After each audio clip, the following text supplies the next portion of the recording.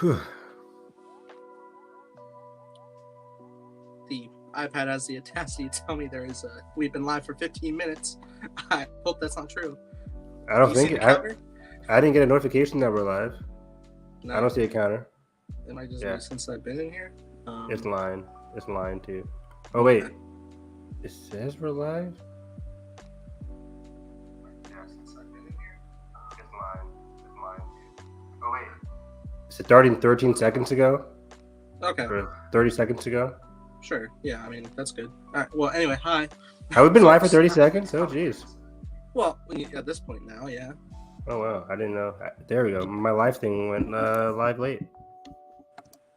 Okay. That's how we do it. Well, everybody, welcome to episode number 99 of My Cup of Tea. Evan, we're on the cusp. Like, it feels almost like a penultimate episode, even though we're not.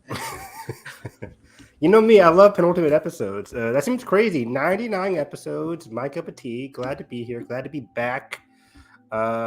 It's been a minute, I think, since we did tea. We've been doing a lot of commentaries recently. Star Wars Visions review was last week, so we've been doing some Star Wars, some commentaries. We'll do a lot more commentaries in the future.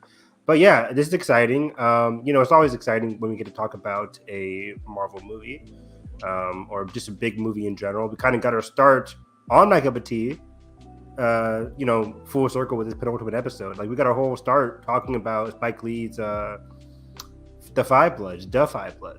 So now we're back with another movie that we loved, Guardians of the Galaxy Volume 3, James Gunn's farewell tour at Marvel. And it was a great one. So yeah, I've been having a good time, with the media stuff. I've been not having a good day, but in general, in terms of like content, I've been very happy. There's been a lot more Mission Impossible stuff to dive into. Across the Spider-Verse is in 2 weeks. Summer season is just heating up. Good times all around. So yeah, and then I think we should start off this stream talking about my most anticipated movie. Between this and Spider-Verse. I always get like, whenever I see a Spider-Verse trailer, I'm like, this is the best thing ever. And then when I see a Mission Impossible trailer, I'm like, this is the best thing ever. So it's crazy to me that both of my most anticipated movies, probably my 1 and 2 of the year, that are going to, if these are good as I hope they are, we could get a repeat of 2018, where it's like, my 2 favorite movies are Mission Impossible and Spider-Verse, and then my third one's probably, like, in 2018, I had like the favorite. Yorgos Lanthimos is the favorite. So it could Poor Things. Could that be a contender for top 10 of the year? I hope so. We don't need to watch the Poor Things trailer, but that came out last week as well. And real quick, I loved it. I love Yorgos Lanthimos. I loved his kooky, weird tone mixed with a like gorgeous cinematography and production design. So if you're watching this and have not seen the 34-second teaser for Yorgos Lanthimos' Poor Things with Emma Stone, I really recommend it because it looks funny. It looks cool. I hope it gets some awards buzz if it's good. Either way, though. Oh, you saw it too? Sweet. Yeah. It looks very like visually fantastic. It looks like a modern, I think German expressionism gothic horror is what I'm thinking of. Like the big words there, Nathan. Like oh, I know. I'm thinking like I'm trying to remember where the cabinet of Dr. Caligari falls in old school cinema. True. But something along those lines. Yes. But also in a realm of horror, there was also a small teaser that dropped today for the Blumhouse produced Five Nights at Freddy's movie.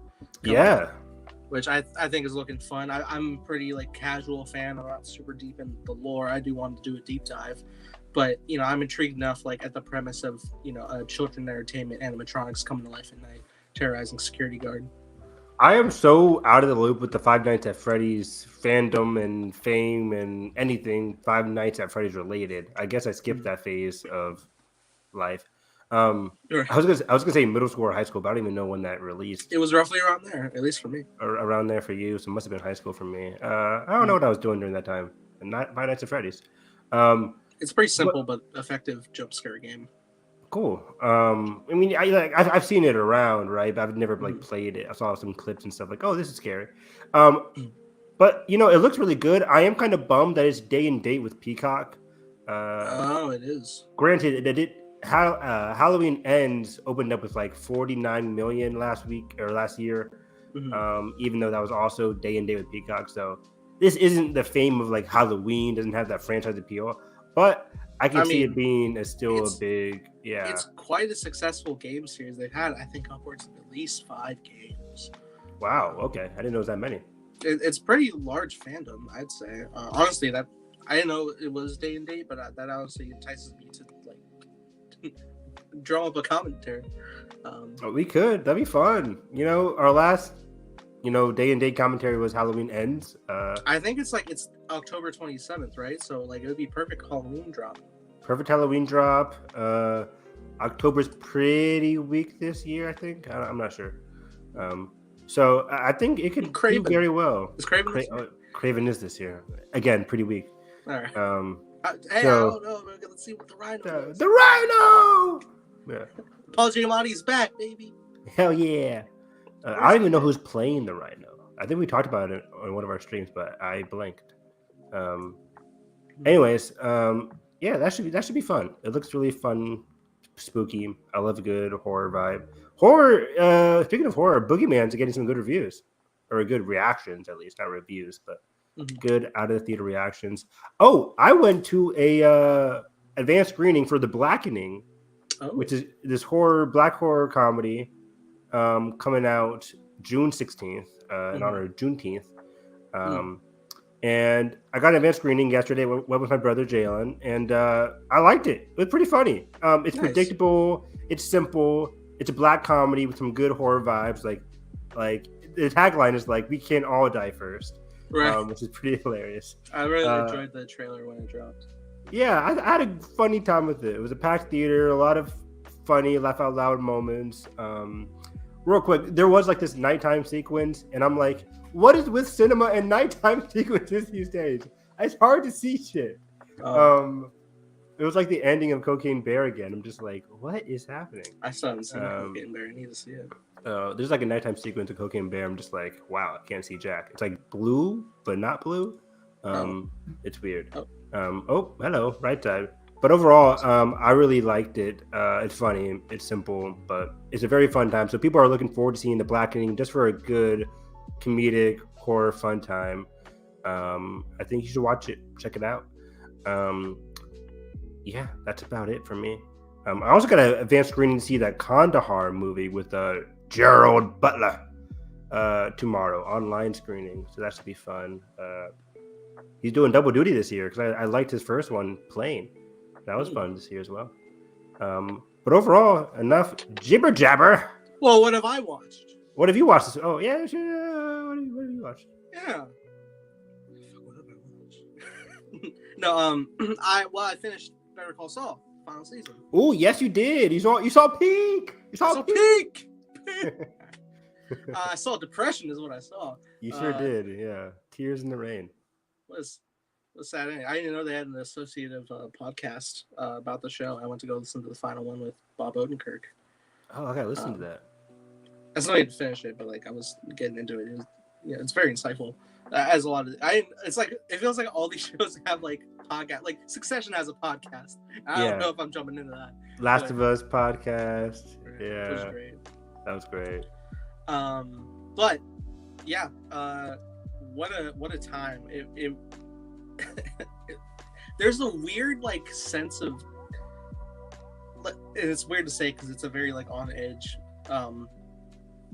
type of show, but there's an odd like sense of comfort when binging the show just with like the atmospheric shots that Vince Gilligan sets up in these episodes. Gorgeous shots in that final season, yeah.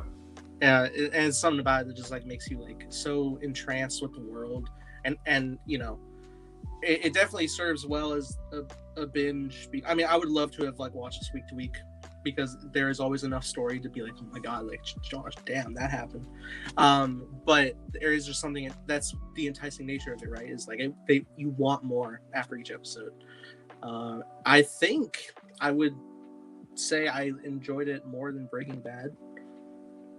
It's hard, right? Because I have such a big experience with binging the hell out of Breaking Bad because I came onto Breaking Bad late. So I started watching it, I think, around season 4-ish time. I know I watched the last season. No, I don't even think I watched the last season live.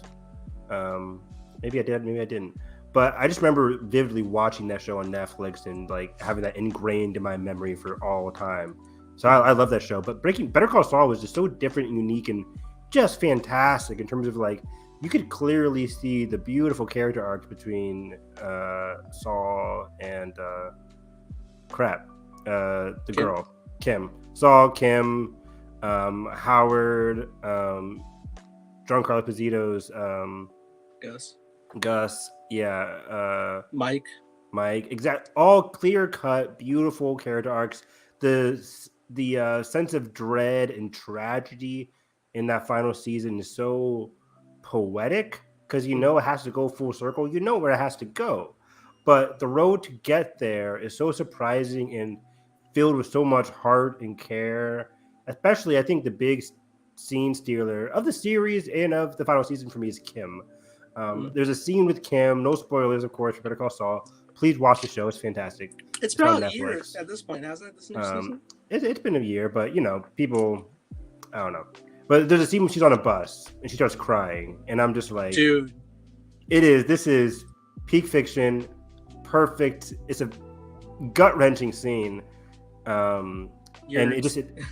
You're 6 seasons in, and like you care about Kim so much. Like, you watch the scene, you're just like, I don't want her to feel like this. Exactly. Awful. It's bad, and specifically with that final season, the way they juxtapose the first half of the season with the second half of the season is very, very good, very great writing. Like the first half of the season is like breakneck pace. It's classic Better Call Saul. We got the heist, we got the goofy hijinks, we have Kim and Saul at the top of their game doing things that they shouldn't probably do, but they have justifiable reasons internally for themselves for why they think that they should be doing this. And the world around them continues to crumble in terms of like Gus and who was the main villain of that season? What's his name again?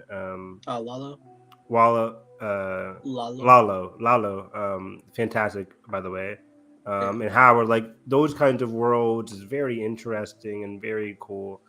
And yeah, just seeing that crumble episode by episode leading into that wild mid-season finale was just also character Nacho, Michael Mando's character. Oh, Nacho. Beautiful. Love him, dude. Love him. He's a great character. From the beginning, you kind of know where this character is going. And you see the role that he lives in. The way he navigated it up until that final season was fantastic. It's so wild that when you look at the character arcs for all of these characters, whether it's like in or out of Breaking Bad or Better Call Saul, like 95% of them end in tragedy. All of those characters. Yeah. Only like real people that get to like walk on with their lives are Kim and Jesse in the universe. Exactly, right? Exactly. And that's the interesting thing is that like even when we say tragedy, the way that Vince Gilligan expertly writes this, that it doesn't necessarily mean death, right? Like there's a good sense of internal tragedy with all of these characters. That it's just so hard to watch, but it's so very fascinating at the same time. Like the way all these characters' arcs end is so, again, poetic, but also deeply tragic, deeply sad, deeply heartfelt, very emotional across the board. There's a final shot in that last episode with Kim and Saul. It's just, I love it. But either way, yeah, it's fantastic. A great bookend to this character, to this universe, to the show. Man, it's one of my favorite shows of all time now with that finale. It seals the deal for me. Yeah, it ended and I was like, wow. Do I start again? Like, do I do it again? I'm the same way. I'm like, I gotta get, because Jalen never watched it. Like, I gotta get him to watch Better Call Saul and other people to watch it because I just adored that final season. I want to watch it all over again because there's some parts where I just forget the early seasons because it's been so long. It does make me want to hop into Breaking Bad again because I haven't watched it in like that too. I finished it like 3 years ago now. Haven't really gone back since. I think it's been about that time since El Camino came out. Has it been that long since El Camino, man? El Camino was pretty far back, 2020, I think. But yeah, 2020, that was a year, right? It's, I think it clipped through the walls, but yeah, there was is interesting because they were even like talking in the podcast how they did end up you just skip the whole Breaking Bad of it all. You get like a couple of interconnected scenes here and there, but overall, like you get the lead up, and then like boom, we're in the era of Gene and black and white, and in the fourth identity that is Jimmy McGill. And watching that unfold, and you watch the whole time, and you're like, oh, can he make it? I hope exactly. Yeah, it's just compelling as hell. But yeah, very compelling, wonderful. But we have something. We do have something. Let me pull it up. We have something to share, something to watch. What do I wear? What do I wear? We should do. Yeah. Iconic. Great movie. Fucking Ron Howard, right? Jesus Ron Christ. Howard in the year 2000. Year 3000? Okay, so. Wait. Okay. Cue it up like this here.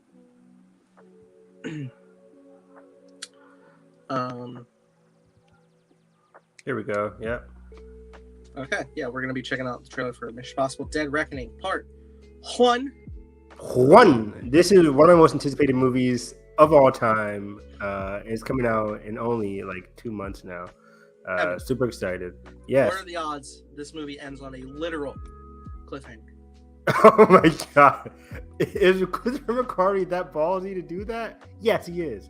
Will he do that? No, I don't think so. I can already see it. Tom saying it. He's like dun dun dun dun dun dun dun. Just he's hanging from the cliff in the credits. Don't do that. Hopefully they do like a Dune Part 1 where it's like it ends. It's a solid ending, but you know there's more.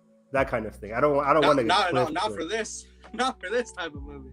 No, I don't want like a, and I love The Force Awakens, but I don't want like a hand outstretched credits thing. I'm like, I think it'll be like a tight winding, like against the clock, like, oh, something's about to go down and something's gonna happen. It's gonna be a hiccup, and it's like, oh, can Ethan make it and come back next year?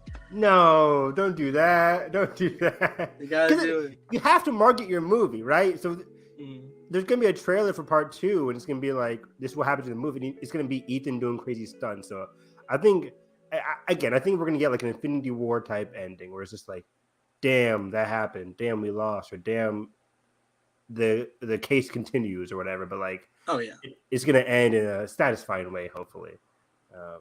But anyways, here we go. Dune. Mission Impossible: Dead Reckoning, Part 1. I'm gonna close my door because Jalen is playing Overwatch. The anticipation of it. I know. Boom.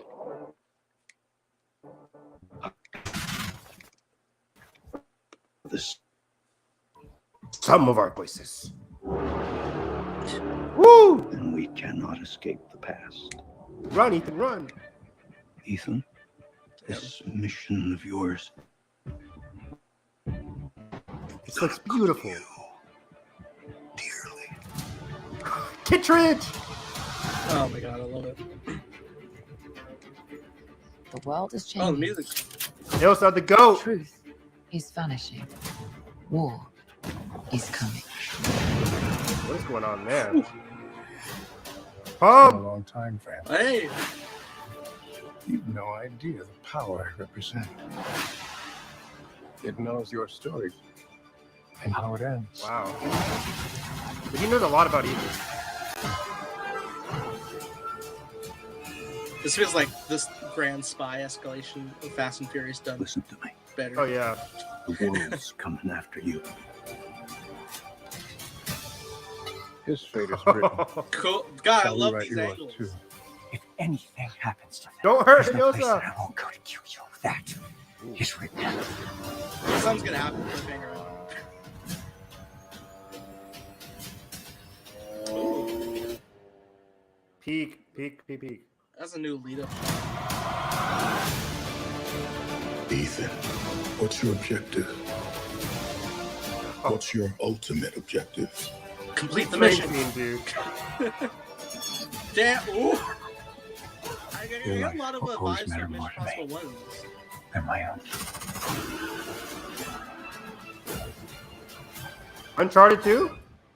Oh, yo. None of our lives can matter more than this mission. I don't accept that. Woo!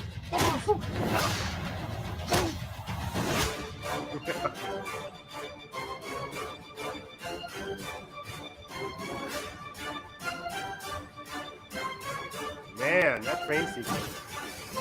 Damn. Oh my god.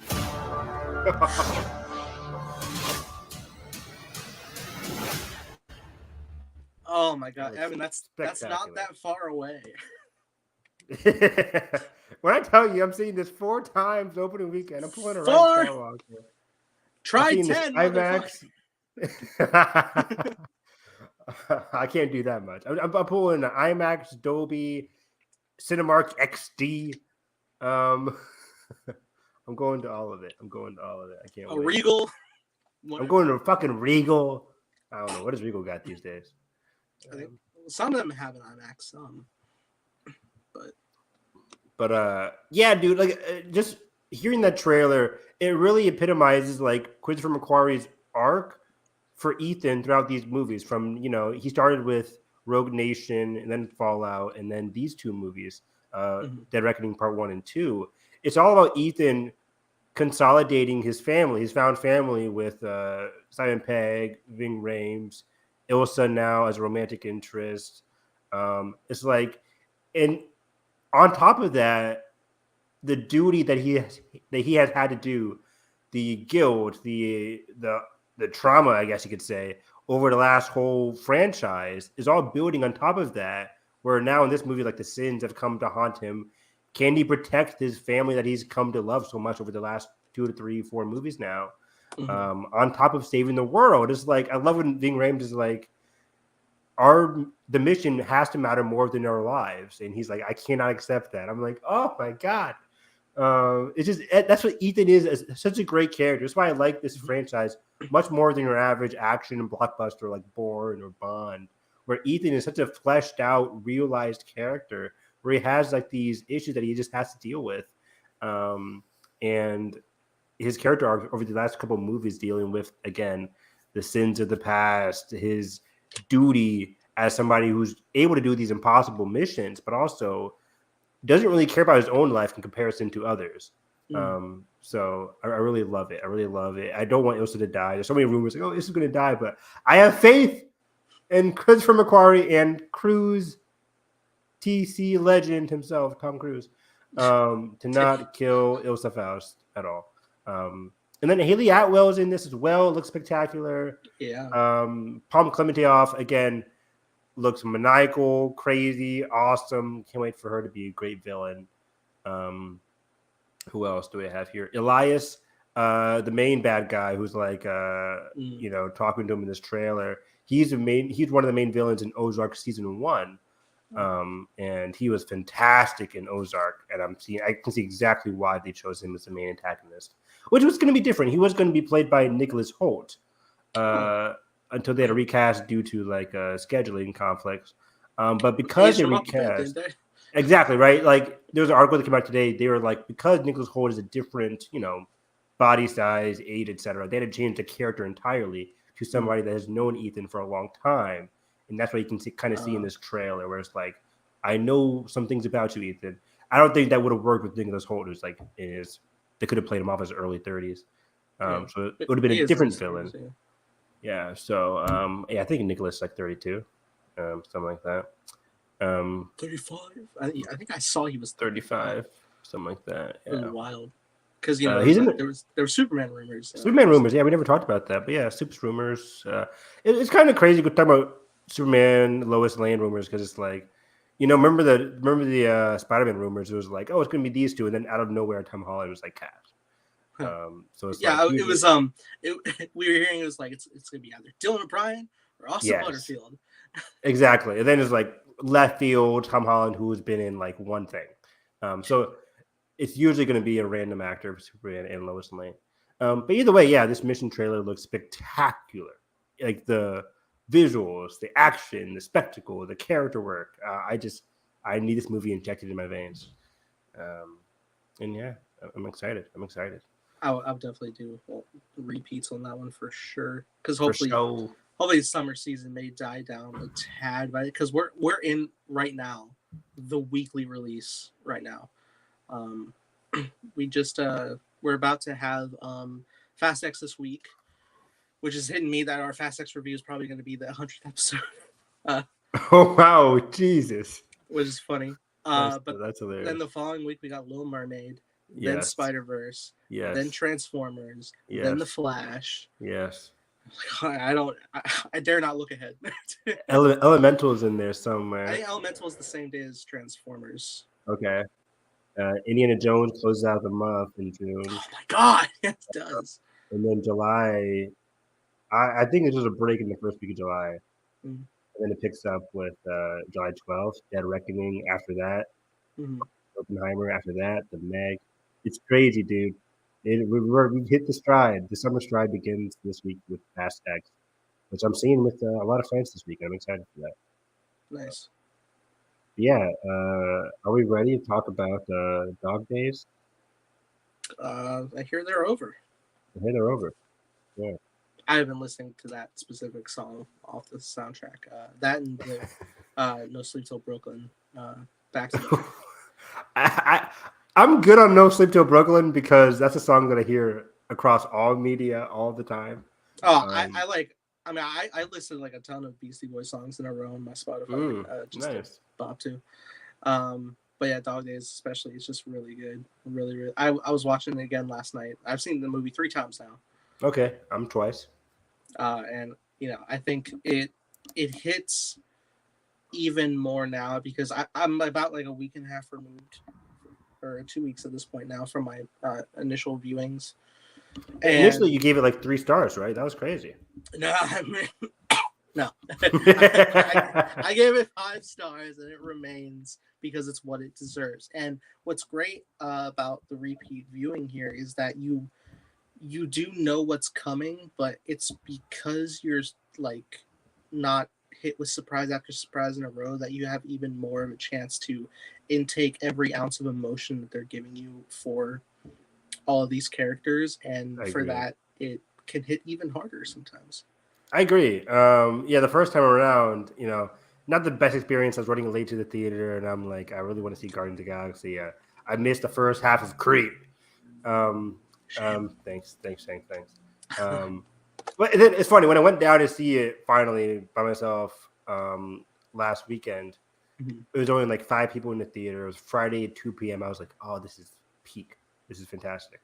I love when I'm just no. For this one, I'm like, I just need peace and quiet. Let me enjoy a Marvel movie in silence. Of all the ones, I will say like this, and this is probably one that's more like, okay, this is all right. but also when we have fun, like the laughs, you feel the laughs. Yeah, I think this one isn't as like crowd, like oh my gosh, kind of. It's not that kind of movie. Yeah, that's true. But it is like very funny. Like the Thursday night screening, we got the jokes with the open the fucking door. It hits every time. It hits every time. It's great. But yeah, in general, like I was able to sink in and appreciate it much more this time around. Like Rocket's whole story is much more clear for me. Quill's whole story, like a lot of the stories are much more clear to me on second viewing. I rose it from a 4 to a 4.5. Could go even to a 5. Like I adored this movie. I still have some little bit of qualms, but overall, I love this ending. It might be my favorite Guardians movie, easily one of the best Marvel movies in general. I just had a blast. It's emotional as hell. Like Gunn manages to hit all the right emotional notes. I think that's the best thing. And Derpy, what's up? Emotional damage. Emotional damage is is right. Yeah, this could be Guardian of the Galaxy volume emotional damage. Because that ending just hits. It hits. And the way it hits is because Gunn understands and realizes the characters so well that he gets them the perfect ending for each of their individual arcs. Especially for like, not even especially, just every character in general gets a really good ending. One of my little qualms is the Gamora thing. That was even out of his control with the whole Gamora death and having to write a whole new Gamora. It still feels, I don't know. It works because of her connection to Quill, or Quill's connection to her. Mhm. But as a standalone character, I don't know if it hits as well. But that's just like the MCU of it all. But everybody else, I loved this. I love this ending so much. The Dog Days sequence. It's not only one of the best scenes in the MCU ever. It's like one of the best scenes of the year, easily so far this year. We've hit May, and I'm just like, it's one of the scenes I can just vividly think back and remember, just like gasping at how like incredibly emotional it was. Just Rocket going loose, and it's like, this is incredible. This is so emotional. Yeah. So yeah, I adored this movie. James Gunn ending out on a high note. How dare he leave MCU like this? I mean, come on. Can you believe there was once a time that he wasn't attached to this? That's wild. And I'm so glad we don't live in that timeline. I'm so glad. Yeah, that was a weird. Was it also 2020, man? That was a weird time. I think it was. That was a weird time. People are like, "Oh, he doesn't deserve to come back." Oh, it was craziness. The whole entire cast signed a whole like letter in support. It was nuts. And once that happened, we kind of all were like, "Okay, so it's only a matter of time before Marvel has to wait till the news dies down for them to rehire him again." Yeah, I think it got to the point where like, okay, he's back, but he will be doing the Suicide Squad first. Yeah. And then also Peacemaker before them. And then Peacemaker, and then Guardians, exactly. And then now he's the goddamn Feige-esque of the DC. Nice soups, and he's doing Superman, and I even more kind of a Superman, which is crazy.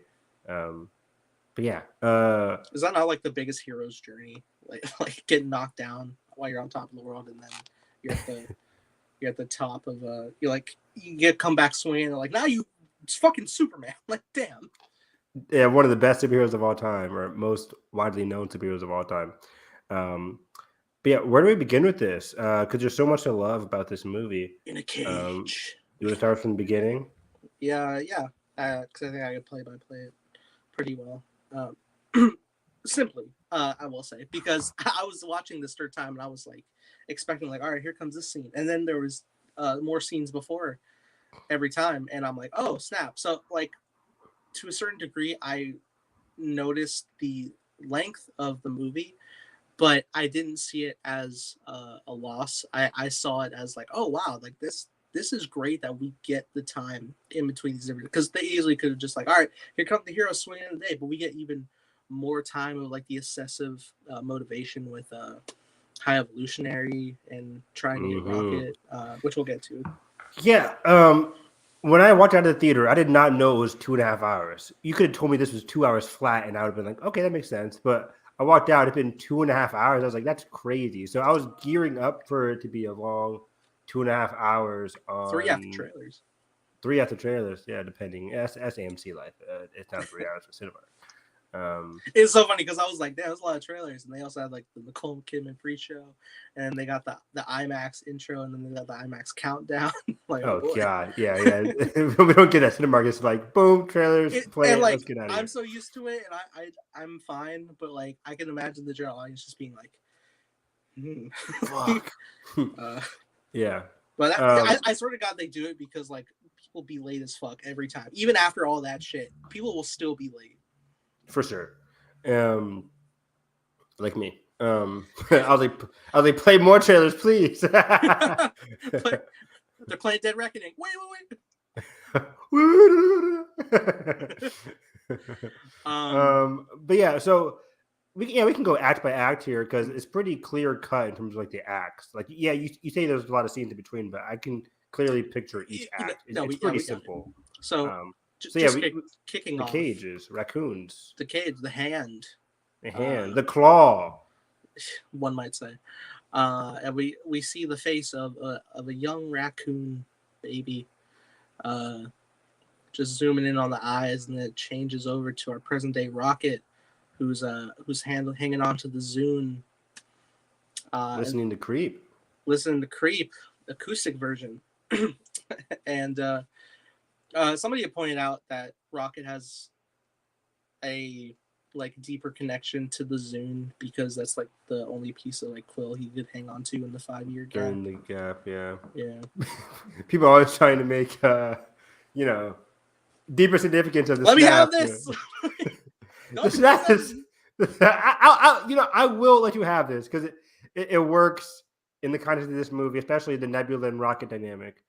I caught on this third viewing a lot of that dynamic because of their time bonding together in the 5 years. There's many a times where Nebula's asking about Rocket's well-being, like ensuring it's like, hey, we're gonna save our friend. I'm not jeopardizing my friend. And she has much more information about Rocket than the others in terms of granted, she could read like his like digital when they were trying with the med pack, like she could tell what was going on because she was reading it. But also, just I think internally, she knows Rocket more at this point. It's like the med pack, take it off of him. Like she knew more about Rocket than the others did, given that whole 5 years. Yeah, I think it was just initially like a deeper bonding.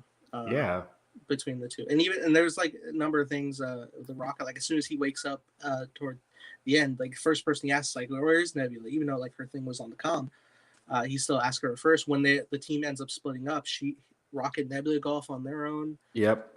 Stuff like that. It's great. I love it. Great stuff. So I really appreciated that. Because usually that 5-year time skip has done nothing for the MCU, really. Hey, now there's been a number. Sure. It's also the entirety Endgame. It works best for Endgame for sure. It was the crux there. It's the crux. Yeah, exactly. Are you talking about people who come back from it? No, it's just like the shows and content afterwards. It's not as relevant as I expected it to be. But yeah, either way, this whole beginning here, listening to like the acoustic version of Creep. James Gunn always does these songs not because they're like cool songs, but because they add so much to the characters. It's not holding out for a hero, just cause. Exactly. Oh gosh. Well, I rewatched that Mario movie. All those Neo drops were like, this is not necessary. This is not it. Yeah, it's not necessary. But like, for I this like these one, songs, but exactly. For this one, it is necessary. And putting this into Rocket's context in the beginning of the movie, his like initial arc of this movie, he's a character that, as you know, with the song, he feels alone. I think a lot of these characters do. Like this applies to Rocket because he's listening to the song, but it also definitely applies to Quill, as we'll get to in a second. But like all these characters are feeling relatively alone, even though they're finally united as a family on Nowhere. If you watch the Guardians of the Galaxy Holiday Special, watch our commentary that we did. And soon our entire MCU commentary is coming soon. Exactly, yeah. Probably wait a year. Yeah. We're busy. I'm going to keep extending that year. It's be 2030. Iron Man, yeah. Once we're done with the Saw franchise later this year. Fuck, that's coming. Why did I say yes to that? We can still take that back. It's not too late. You spent the $2. I did. I don't know if you own Spiral yet. Anyway. Is Spiral included in that shit? Absolutely. Okay. So I own Spiral now. Oh, God damn it. Spiral's the 9th. That's going to be hard. 10 weeks of guts and discussing this. And we got the underrated cuts. Why did we do that to ourselves? We're going to be throwing up on stream. I'll be fine. Bar back next to us.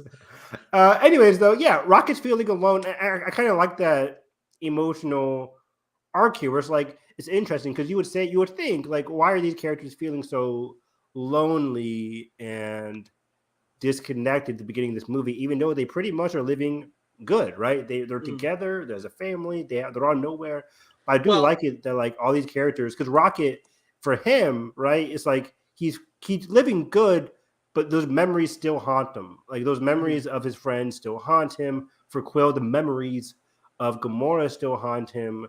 Yeah. So it has to do with a lot of the memories in this movie. And the past is, like we always say with the past, these are things that these characters have to overcome. You can't forget them, but you have to respectively move on from them and learn from them. I think all these characters do that by the end of this movie in such great ways. So yeah, everybody has such wonderful arcs. But yeah, we Rocket is walking along. I don't think it cuts for most of this opening while he's walking around. Sure. It's a Anyway, winner. yeah, I think so. We're just walking through mainly because we're following from, and a lot of it is shot from Rocket's point of view, like a lot more like low angle. Yeah. Moving through, the Guardians are like putting up a sign in a space language that's also the same shape as the actual Guardians of the Galaxy logo, which cool. is subtitle under Guardians of the Galaxy. And it's the one they use in the trailers at the end screen every time, which is wonderful. They're walking through. Kraglin and Cosmo are having a fit, which is fun. Oh yeah. But then, Rocket makes his way in to go get a drink, and Quill's there, and he's like, "Hey, no, don't touch my stuff, touch my Zoom." This is what I watched in the theater the first time. You monster. Sorry. But yeah, then Quill just passes out. He falls like right over, and then the Chris Pratt dummy takes over for a bit, which is wild. Yeah, takes over. Have you seen? Yeah, it's pretty realistic. Pretty cool. It's so real. It's unfathomable how realistic it looks. Like if you put that in a crime scene to like fake your death, you could do it. Decent. He's thinking 5 steps ahead there. Have you thought about this before? Never find me. But yeah, it's a great shot. We get the classic shot from the trailer where they're all walking, and Pratt's like getting that, what's it called? Bridal carry. Great title card with zero romantic insinuendos there at all. Yeah. But it's a very funny and great title card. Right it's up to Evil like, Dead Rise this year. Like me, and I figure a lot of people were like, "This is the middle of the movie. What happened to Quill?" And then I saw an interview with James Gunn, like a couple days before the movie came out. I saw it after I saw the movie, but posted before, he was just like, "No, it's like the opening of the movie." Like he's drunk, so he falls over. Like, you're just gonna say that? All right. Yeah. I didn't even hear about that, but that's interesting. I think it was fan theories. It's a great opener to the movie. It's great, again, setting up the emotional context for all these characters at the beginning of the movie, so it makes more sense by the end of the movie. There a lot of great visuals, like when Quill's put to bed, he's like reaches out the Nebula's arm and he's thinking about Gamora. Rocket's going to bed. She's like, "I'm not Gamora." Didn't happen. Didn't happen. But then we also go to Rocket, where he's getting ready for bed. He takes off his shirt, and you just see the impressions of all the experimentation on his really raw. Yeah, and these are things that we've seen throughout the trilogy so far. I think it was revealed a little bit in Volume 2 or 1.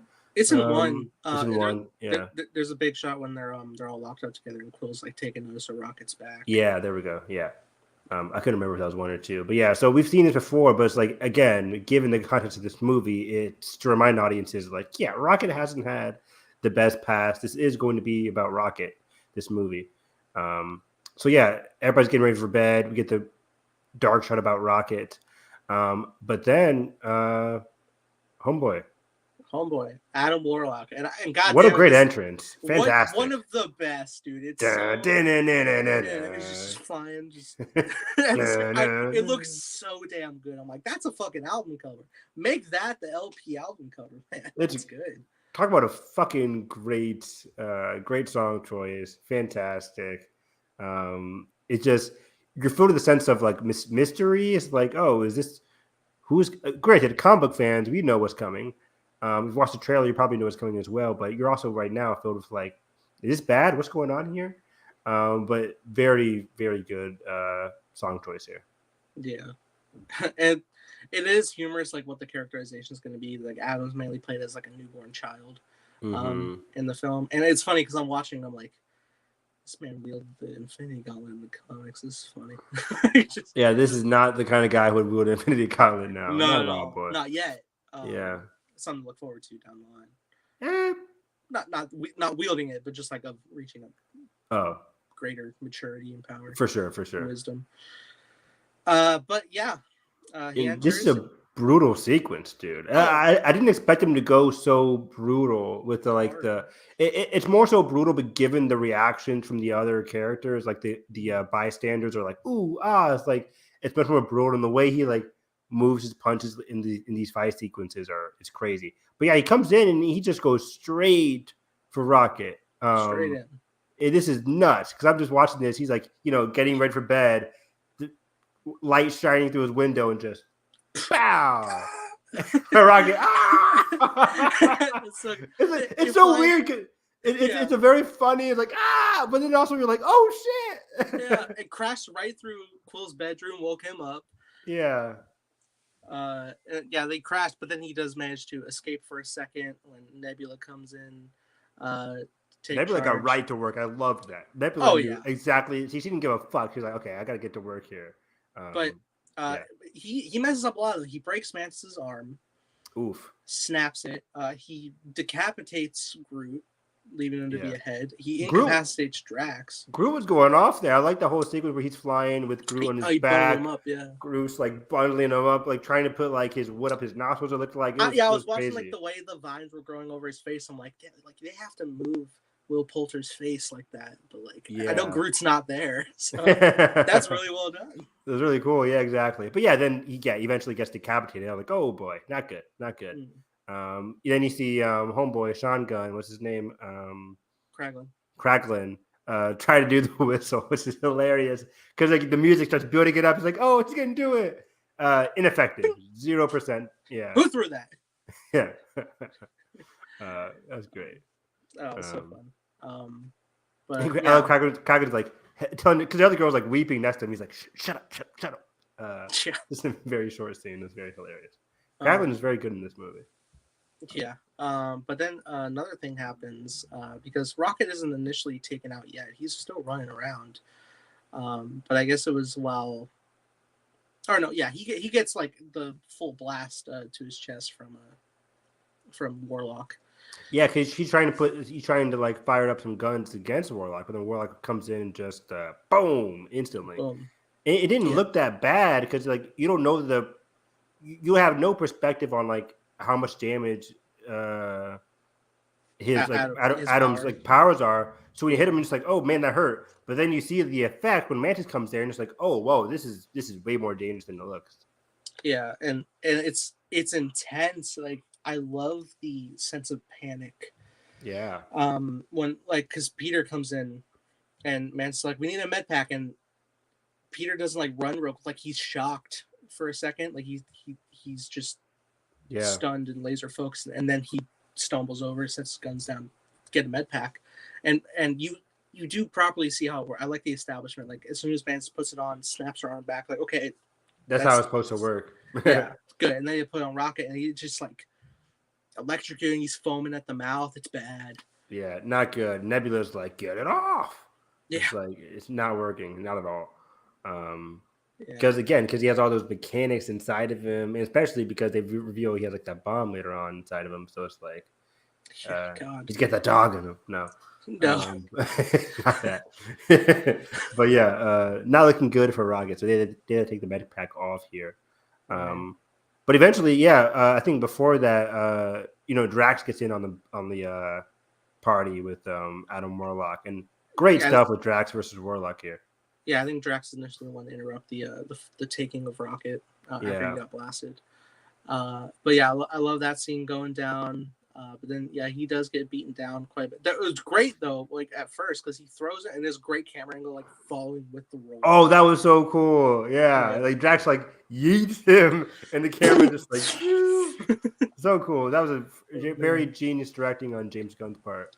But yeah, when the fight happens, this is the brutality what I was talking about, where like Adam is just like, boom, and then stretching his arm back and just pounding Drax, and everybody in the audience is like, ooh, not good.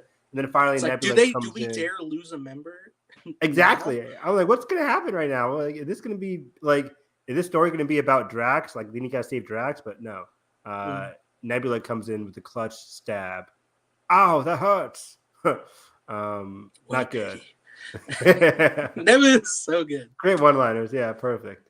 And yeah, he definitely out for the count for a few for a few seconds there. Mhm. And then eventually, like, he flies off, of course. But yeah, so they get back to Rocky and they realize it's much worse than they expected. Yes, they have to get him to the medical station, which was destroyed on Nowhere, but there's one on their ship. Yes. So they So this take is where him the there. adventure begins. Yeah, they go to do the readings, find out, okay, there's kill switch on him, so he'll die if we operate on him, and he'll die if we don't. Exactly. He has maybe 2 days, and there is, at best they know that there's a code 89P13. Yep. And Developed by not developed, but like registered at registered. Yeah. Orgel Corp. Ergo. Yeah. Orgel, yeah. Orgel Corp. Yeah. Orgel Corp, yeah. So yeah, that's where the adventure begins, and we got our ticking clock. I love that. Yep. Kraglin, and- you're in charge. You and Cosmo. Yep. Bad Dog and Kraglin. Good little fun. I wish we got more Cosmo, but you know. Yeah, I wonder like what audience would have thought like just randomly talking dog shows up in a third Guardians movie. They're like, okay, sure. It's like there's no backstory for it at all in this movie. Like even in the holiday special, there's no backstory. Cosmo is just there. In the She's holiday just there. special. She's doing the telekinesis already. Yeah. So, but yeah. But she's good also dog, though. Great she's stuff. also a definitive Guardians member by the end in the lineup. Yeah, exactly. So I imagine we'll see more. But yeah, we're on the mission. We make our way to Orgel Corp, where we run into the Ravengers, and lo and behold, Gamora, circa 2014. 2014 Gamora is here. That's complicated. I wonder how Quill's going to feel about this. Perfect, right? Well, yeah. No. I mean, he's trying. He's pissed because I think Nebula is just like, you get the sense that Nebula's been contacting Gamora over the past couple of years now since since Endgame. So it's very interesting because you get like through these looks that hey, Gamora and Nebula, disparate sisters from different timelines, have been communicating on and off over these past couple of years. That kind of adds a lot of like complexity to Nebula's arc here, which is certainly interesting because when you think back to it, the original Gamora died, and the alternate universe Nebula was killed by our Nebula. So they both lost each other. Oh, was she? Yeah, because she was gonna kill Hawkeye, who had she got the gauntlet from Hawkeye, and she was gonna shoot 2014 Gamora, but our Nebula killed the other Nebula to save her. It's okay. This is an Endgame? It's an Endgame. It's like right before the fucking Thor's hammer. It's right before the Mjolnir scene. Okay. I have to rewatch. I haven't seen Endgame since like 2019. I always remember because every time I went to go rewind and rewatch that scene, I'm like, oh, it's Nebula Shocker. So that's dark. But I like that because again, a lot of these characters are feeling alone in the beginning half, but Nebula has successfully been like trying to close that gap with her sister. I think part of Nebula internally is thinking like, I didn't have that great relationship with Gamora. It was finally getting closer in Volume 2, and then she gets snatched out from under me and killed in Infinity War by my own father. So you can get the sense that like Nebula, and hopefully later on as well in the future of this, MCU, she's getting closer with her sister, trying to recapture that magic that, she tragically lost. Yeah, I mean, it was ultimately it was alternate Gamora that freed our Nebula from Thanos's imprisonment and persuaded her to like take the stand to move against her father at that moment, which is great. It's all just poetically great for the character arcs. Poetic justice. But yeah, we meet up with current Gamora, and Quill thinks we're in Furious 7 or 6, and trying to convince Letty of her memories that she lost. He doesn't have that Dom Riz. It's not working out for him. He got that Dom in him. He got that Dom in him. No, not at all, boy. No. And she is totally just like, I don't know who you think you are, or I don't know who you think I am, but I'm just, again, she reiterates that I am not that Gamora. Right. So he just has to get over that. Which, tracking along to the actual the spacesuit scene, they do try to have Quill tries to have a heart, which really you do feel the emotion coming from him. Just he's really try, because they shared a number of years together. He fell in love with her, and has still been in love with her all this time. Yeah, he's been a good 2014 to 20, a good like 5 years together. The first, because the first two movies are only months apart, but they are in 2014. So from the end of 2, which they do establish they like each other, to 20, that's about 4 years. Yeah, 4 to 5 years. Yeah. Give or take. So yeah, a good high school, like a good high school life, high school or college life there. So yeah, 4 to 5 years is a lot of time. Yeah, a lot of time to fall in love with somebody. Especially they fell in love with that first year, so it's like 3 years of like sweet, blissful love. Plenty of people are married in that time. Exactly. So if you lost somebody you love that much, and then now they're right in front of you, and you don't understand the whole fucking quantum backstory of it all because you were dusted, you're just like, oh my god, please, can things be okay? But unfortunately, no. And I can imagine like Quill probably has a lot of internal struggle, because he even like recognizes that he screwed up when he punched Thanos and they didn't get the gauntlet. Yeah. But I really love Quill's scenes with Gamora here, because like that's one of the most anticipated parts of this movie for me. I'm like, is he going to be successful here? I like how it wasn't. It makes sense, their ultimate decision, Gunn's ultimate decision, to have them not do that. But it's still heartbreaking and still feels so real in terms of like Star-Lord's arc here, where it's just like trying so desperately. You really want to root for him for this to work, even though you probably know what the end result is going to be. I think Gunn made the smart choice of having them not being able to consummate that, at least right now. It was my favorite choice. It was a worry, remember, I had going in. It was like, oh, we're just going to replace the Gamora, and it's okay. Yeah. When it's a whole different person. And I'm a huge romantic. I would have loved it if they wrote it. I think there's a way you could write it successfully, but I think Gunn did the smart choice. You only have 2.5 hours, and this isn't Star-Lord's story necessarily. Like, this is Rocket's story. So it's like, how do you juggle all of that? I think they did the smart choice of having them remain disparate, but with the possible hope that, anything could happen in the future. You never know. It makes the final line between them just like, oh my god, some of my favorites. Oh my god, well, what is it again? Like, you'll never know. It was like, I bet we were fun, and he says, "Oh, you wouldn't believe it." You wouldn't believe it. Like, the way he takes a beat though. It just in his eyes, you feel like the bittersweetness of it all. The bittersweetness of it all. Exactly. Like, it reminded me of the line from Blade Runner. It's like, I've seen things you wouldn't believe. Like, at the end of Blade Runner, where it's just like, oh my god, like you can totally feel that history, those memories really shining in his eyes. Of Orion. Yeah, exactly.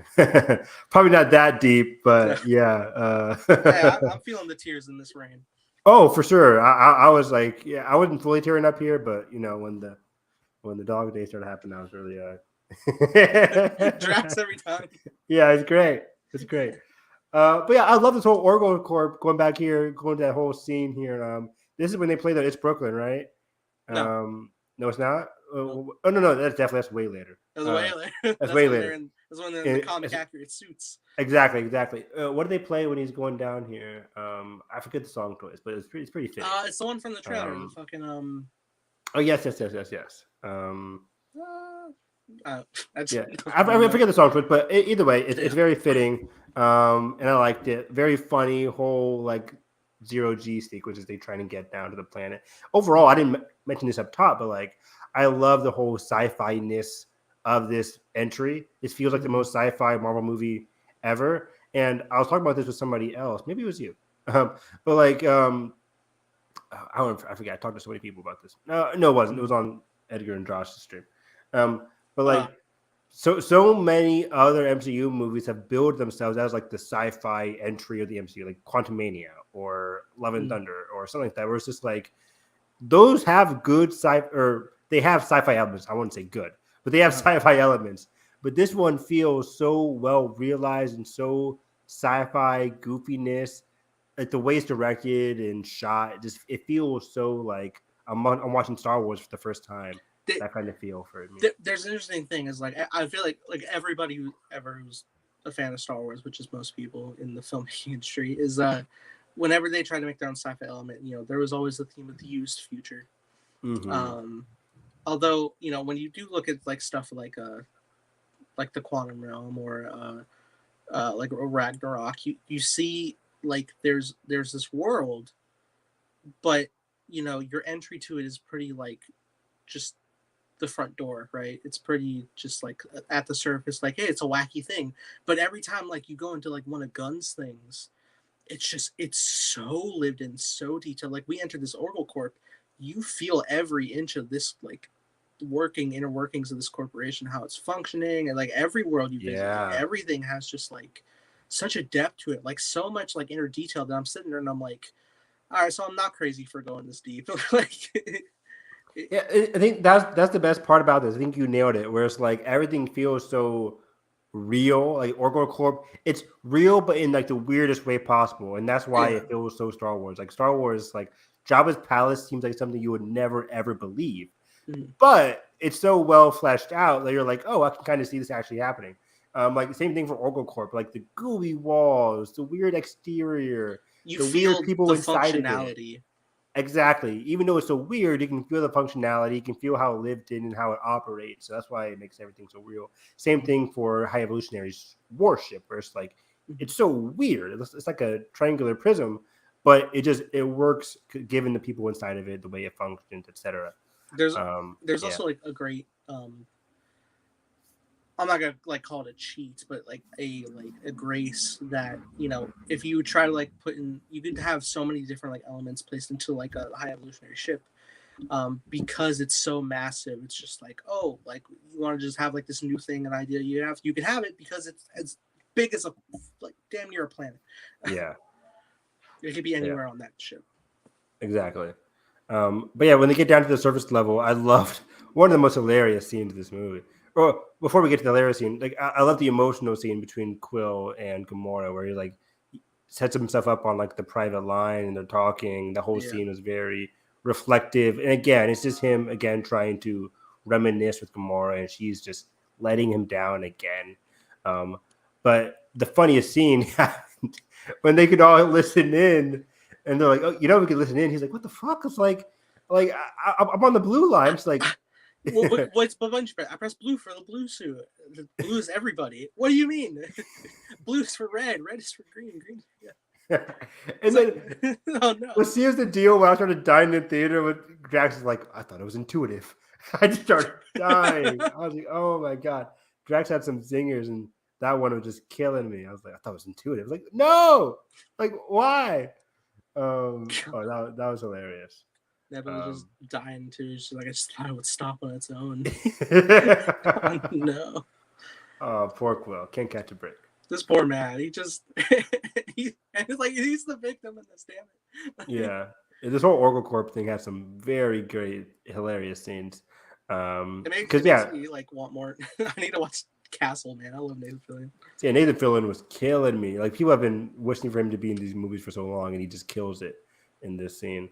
I couldn't help but be like the people from like way back when. I'm looking at him and I'm like, damn, he would be a good Nathan Drake.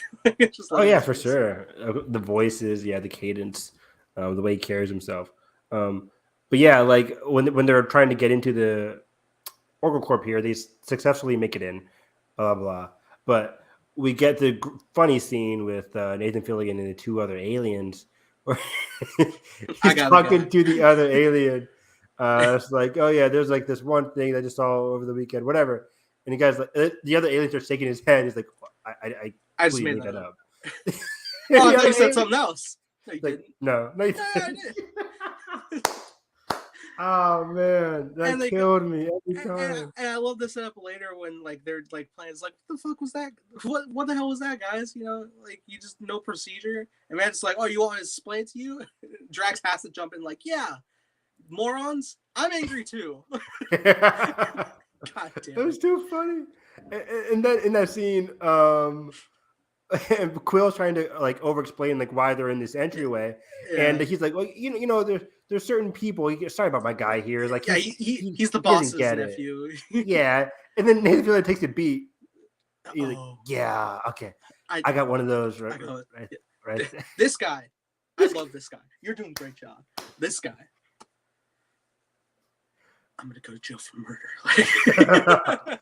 The way he sells that line, peak comedy. I love it because he's just going off, and the other guy's just like, I thought you said something else. So clueless.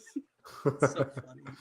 Oh my god, that whole exchange just had me dying every time. I can't wait to just rewatch that constantly because that's some great comedy. Even yesterday, where I was like, it was maybe like 10 people in my IMAX level theater.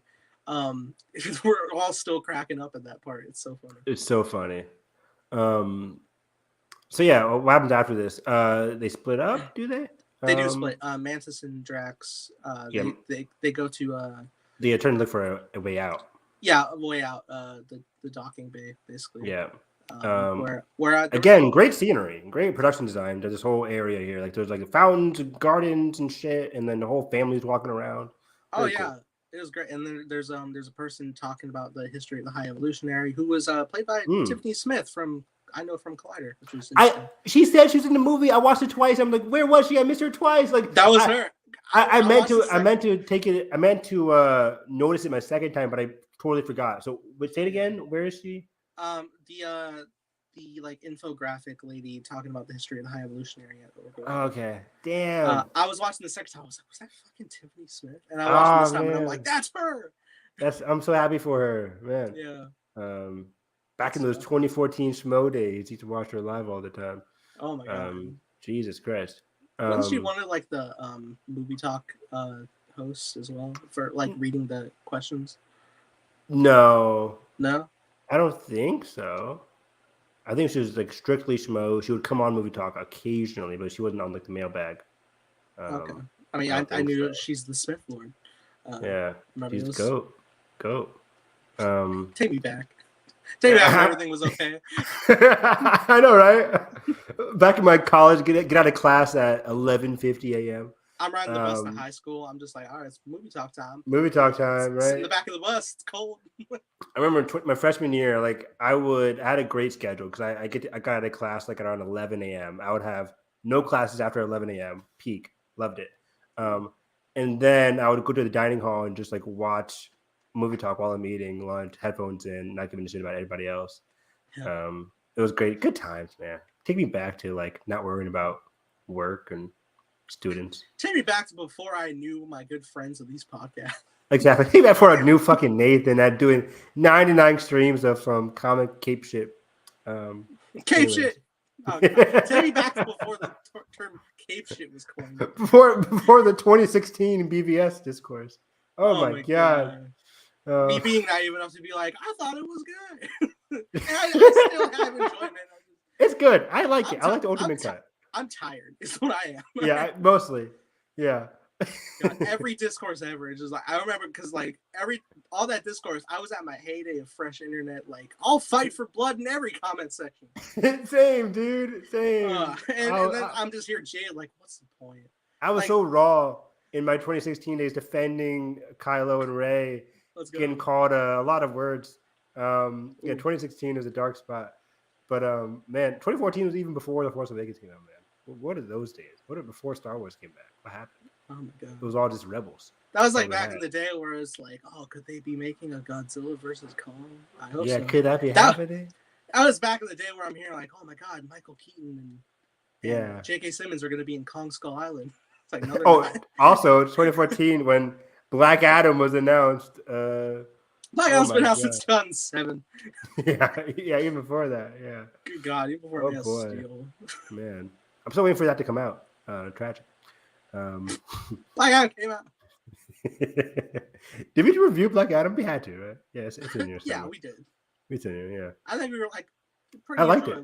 Yeah, I liked it. People hate on it. I mean, it's fine. It's like it's run of the mill, but it's fun. Pierce Brosnan is fun. Incredible. Oh yeah, it's not horrible. It's not horrible. People like to shit on things.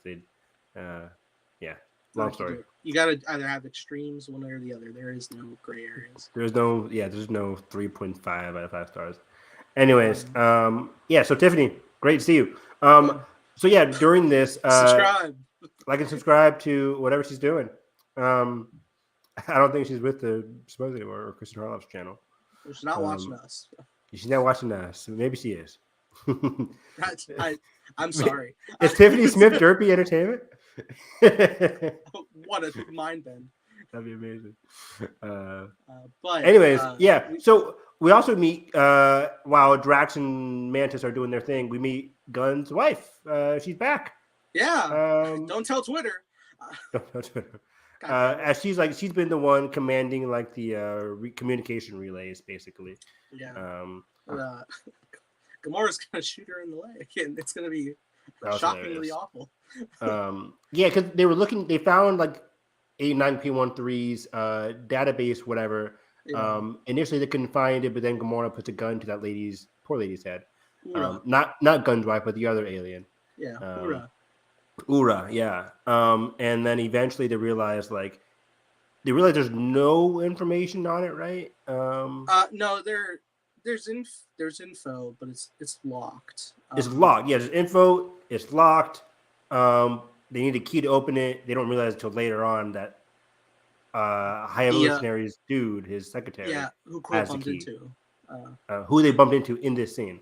And I'm watching it again yesterday, and I'm just like, grab him. Yeah, I didn't notice it the first time, but the second time I was like, oh, there he is. And yeah, I was like, grab him, take him down, cut this movie by an hour. He's established as early as the second or even first flashback of he's the one who throws Rocket in the cage in the beginning. I agree. I think so too. Which we haven't talked about flashback. We'll get to that after this whole Orgo Corp scene. Yeah, we'll finish Orgo Corp and then we'll discuss the flashbacks because we can probably do them all in tandem. All in one sitting. Yeah. So yeah. Eventually they make their way out, and then they're at like a whole standstill. This was the shocking part because Orgo Corp felt like a very hilarious kind of like again Star Warsy sequence going on here. So I thought these were going to get hectic, but they're all going to be like fine in a comedic way. But no, it got really serious. Like Orgo Corp wasn't playing around at all, and they kind of set it up earlier where the Ravagers, Stallone, and them were just like, these guys don't mess around. Like, it's going to be hard to get in. And I kind of think like that's just like movie talk to be like, right? Oh, we're in danger. But no, they were actually like once they get caught, like once all the characters make it to the main bay, they get caught and like they start getting. Well, actually, we get like the cool Mantis and Rax action sequence first. Yeah, and they're doing their cool things. Mantis is doing great, but Drax, courtesy of Nathan Fillion, he almost died. That was wild to me. I was like, oh, like, could you see Nathan Fillion behind Drax with a big gun thing? And I'm like, oh, it's just gonna be like, oh, I'm down. But when you see the impact, it's like, oh wow. The first shot, you're like, oh, that was bad, and then he got hit again. Yeah, again. I'm just like, ooh. Ouch. So yeah, that was bad. And then meanwhile, like you said earlier, Gamora has shot Gunn's wife, which is hilarious. Shit. The scream that she let out was just so funny. God, so that was great. And she's just like such a good sport about it too. Exactly. That's so good. It was very funny. But eventually, also a very funny Quill moment here, where Quill kind of like 2D chesses the is it Aurora? You said Ura, where he's like, "Come on, like." We're good people. If I speak to her from my heart. Yeah, and she actually gives into it. I bought into it. I'm like, is he gonna talk to them? The setup is like, if you let me like speak to like the greater like higher ups here, they'll understand. And like she does, and he's like, all right, well, I'm not that big of an idiot. I just need to get in your system. Yeah, I need to get into your system, and yeah, never forget that Quill's a tech genius. And the whole time, Gamora is just like, oh, you're a fucking idiot. But then like every so often, she's like, oh, well. Shit, good job. But exactly. She didn't say it. He's much more smarter than he looks. So then he successfully hacks into their gravity systems, and they all start flying around. Which I felt a big mirror to the first film. Oh yeah, during the prison escape sequence. Yeah. Even the fact that they're all like dressed in unison felt. Even when I was watching trailers, I was like, "Do they get locked up again?" They didn't, but like I thought the same thing. Yeah. But yeah, then they successfully make their way through this 0G sequence where Groot has comes in, crashes the ship. They get there, they get out, and that's when they realize, okay, we have the information. We just need the key. The key was located on High Evolutionary Secretary Chris Pratt is like, I know the guy. We just passed him.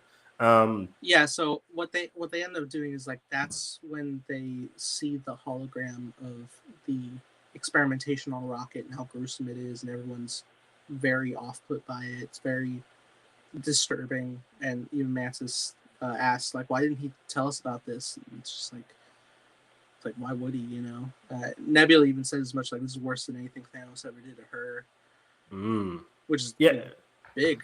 That's big, yeah, because like the big thing in Infinity War / Endgame was like learning about, in Volume 2 at least, was learning about like what Thanos had done to his children.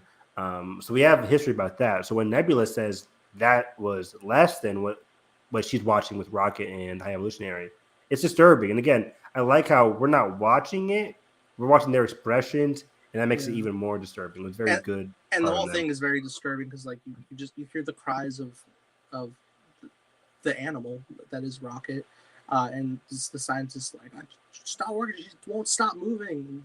You just feel the gruesomeness of like trying to conform an animal in pain. Exactly, it's disturbing. But yeah, this is where we could talk about Rocket's whole past here, post getting taken by High Evolutionary in that prologue sequence. Yeah, so we'll go ahead and break down the whole arc of that in the backstory, which is Rocket gets plucked. We know by that hologram he got experimented on, and then he's tossed in the cage, where he's introduced to an otter with robot arms. Linda Cardellini. Yes, love it. The best love interest in all the Marvel universe. I think it's the best Velma. Well, and then we get a little what are they called? A walrus with like wheel legs and a spider rabbit. And it's like, this is terrifying at first. Total Toy Story 1 vibes when they get into Sid's house in Toy Story 1. And initially it's like same thing where like Woody's like, get the hell away from me, don't touch me. It's horror coded. Very vulgar Toy Story 1. Woody's a dick. Woody sucks in that movie. He's awful to everybody. First F-bomb in a Pixar movie. Yeah, Woody's like, what the fuck are you doing? You're a fucking toy. Oh, man, I can't wait to watch those movies. But yeah, same thing here. Well, Rocket doesn't cuss out anybody, but it's also horror coded where they're like creeping towards him. It's like, oh shit, like what's gonna happen? But no, they're very nice, and they eventually really quickly, very nice, very comforting, especially get to know, especially Linda Cardellini. She's just so wholesome, and they do ask like, hey, like, are you okay? And Rocket says his first words, and he says, hurts. Oh, so painful. And Evan, I've never had my heart shattered in so many particles of glass.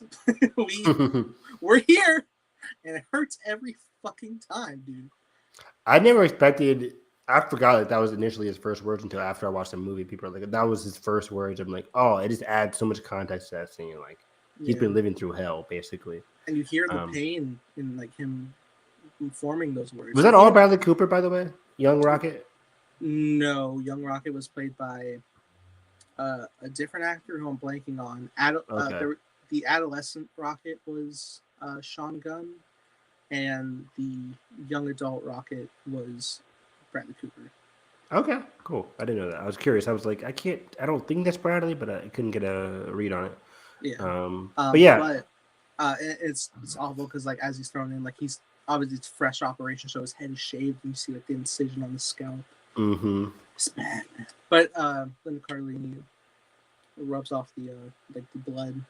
Yeah, brings in a washcloth napkin thing. Yeah, and that brings us forward a bit where we're all like running around and we're playing tag, having laughs, dancing, laughing, love it. Just establishing the friendship. It's good to have friends. Then we move forward a bit more where Rocket is with the High Evolutionary writing out different equations. And this is very haunting, right? Where we know by this point, of course, what the High Evolutionary has done to Rocket, just experiments in general. But High Evolutionary has like this caring position to him where he's sitting behind him, similar to how a parent would sit behind their child as they're playing with their toys. It's very horrifically coded here, where it's like he's like a parent to Rocket, teaching him, watching him learn, but at the same time, internally he doesn't care about Rocket, which is so frightening. It's very cult encoded. Yes, yeah. And it's so sad because where we're at with Rocket is just like you see how adolescent he is, where he's just like looking it sees the sky for the first time. It's like it blew. Like he can't do full sentences. He's like, oh, it's called sky.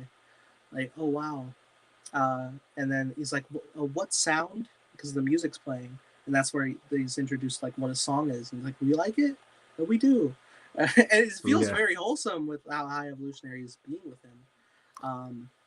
But it also gives a chance for High Evolutionary to get the audience to learn more about his character, in a sense where he's like appreciative of the arts and of like the classical stuff, and that's when you get a chance for him to talk about like humans in general. Like humans is like, oh, they were so like ingenuitive and artistic with their art and their music, so he appreciates those kinds of like inventiveness of the human nature. But at the same time, he thinks he's always, again, as Rocket says later on in the movie, the epitome of High Evolutionary as a character is he's appreciative of certain things, but there's always things that could be better. And that's where he kind of loses himself. Yeah, and this really cements it. He says like the song you're listening to, so 5,000 years old, and he says the title of it, which is roughly like Latin, I believe, which translated to "Be not as you are, but as you should be." And he's like, well, that's our whole mission, there's everything that has imperfection. And then where it starts getting more sinister is like he goes to like grab Rocket, but he like uncomfortably grabs his whole face in too tight of grip, like enough for like Rocket to grab onto. Just like, yeah, like don't do that. Yeah. And then he lets go, and they're like, okay, let me show you what we're doing. And he goes run off, and you get the first like this hint, which I didn't catch until like my third viewing here, is like before Rocket every time goes back to his cage when he's out, he grabs like little pieces of scrap and like pins them to his metal plates to build up that key later. I didn't notice that. Yeah. So then we go in. That's when the High Evolutionary like introduced like, here's what we're doing. We're trying to evolve them. It's horrifically gruesome transformation. Horrifying. He puts this turtle into a cage, and just the whole evolution of it. And like you're looking at it, and it's like, that looks scary. I don't like it. And then it screams at Rocket. And I'm like, that's scary. It like evolves very quickly. It looks successful, but then boom, it screamed and it's scratching at the windows and everything to sell. It's disgusting. All the subjects are having like high anger volumes, and they don't know why. But then Rocket sees specifically what's up with the machinery, so he explains it as best he can, and it leaves the High Evolutionary like oh, huh? And like how did I not think of that, but the person that I created did? Like, yeah, it's definitely like a form of jealousy for sure. Definitely. But before we get the evolution of that, Rocket's back in his cage where everybody's hanging out. And they're all just thinking, oh, we should have names when we get to the new world. So they all decide to name themselves. She's like, I'm Linda Cardellini. You're Bradley Cooper. Right. No, she names herself Lila. And then Loris like, I'll be Teefs because they're very prominent. And then the rabbit names herself Floor because she's laying on the floor, and everyone's laughing. It's like, this what? It's just silly. It's fun. It's great. And then Rocket goes to say his name after he saw the rocket take off into the sky, which is all about like internally he's thinking of freedom in a sense, I think, as well, in terms of like the rocket is an object that he sees that is capable of reaching the skies, reaching the stars, and like travel, soaring, the idea of like freedom for him, of like soaring to places that he could probably never go at this point. Yeah, and Lila is the one to really put in the description of like seeing like the grand sky and like it's just forever and beautiful. Yeah. And then, that's when Rocket names himself as such. And it's like, oh wow, Adds so much more beautiful context to Rocket as a character, just the creation of his name alone. Yeah. And then further flashback, High Evolutionary is like running around screaming, trying to find Rocket. Screaming. He's like in a drunken state. Yeah, the scientists were saying he was in the middle of a treatment when he had an epiphany. And they were thinking, well, maybe we should just continue tomorrow. He's like, no, and he sees Rocket. He's like, oh, sorry. He's trying to ease up. But not that it means anything, because he goes to grab him and he throws him into the middle of the room, and it's just like how?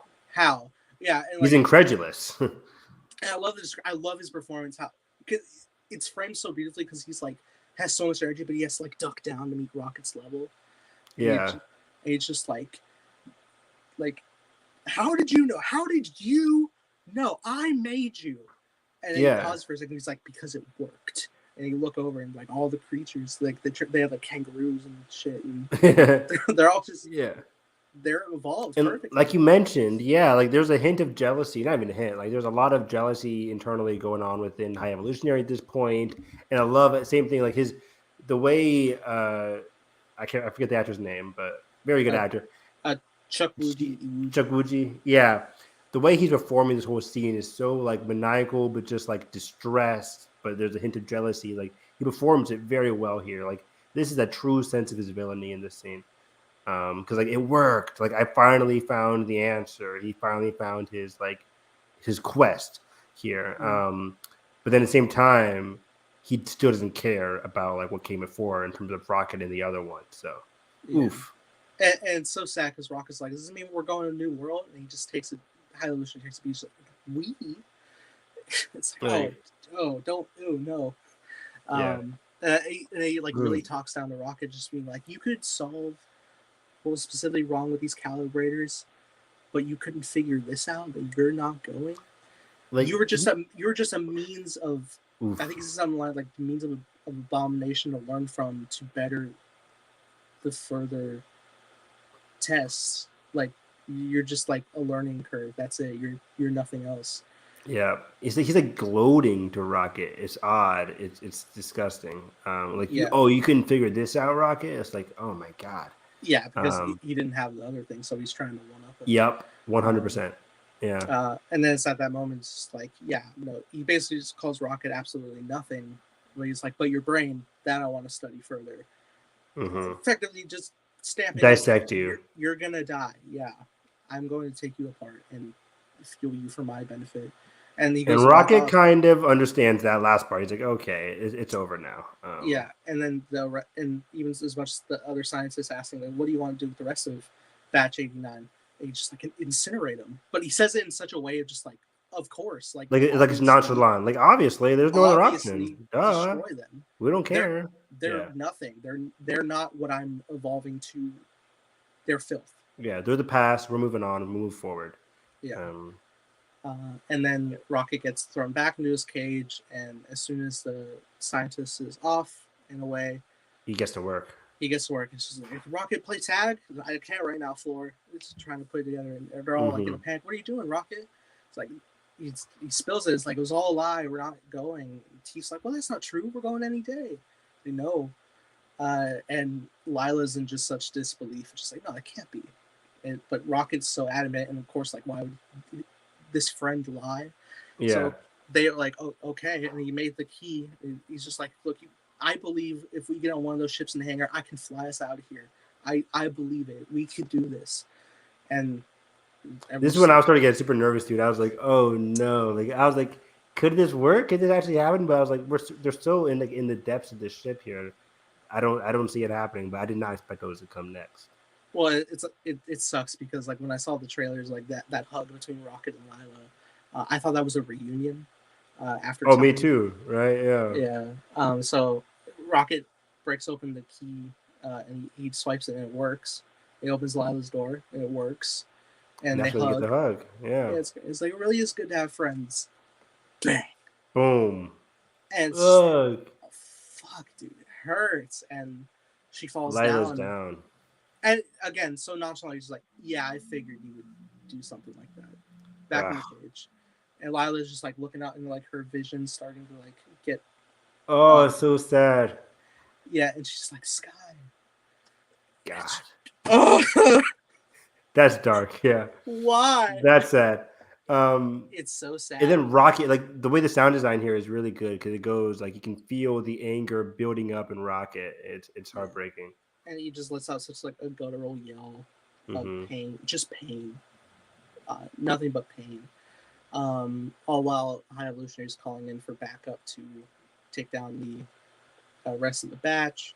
And he's moving closer. Is he the one that moves closer to the Rocket? Or does Rocket just jump him? I think he was like, moving closer. He's pacing back and forth like in his place and at the distance, and then he just kind of like starts screaming along and like, "Okay, Rocket, you win. Who can scream the loudest?" And then that's when Rocket just boils over and he jumps him and he just scratching claws his face. Oh, that was gnarly, dude. It's so there's so much brutality because like we were talking to Alden in the spoiler chat and his description was like the most heartbreaking because when you do view it at the sense like no matter like if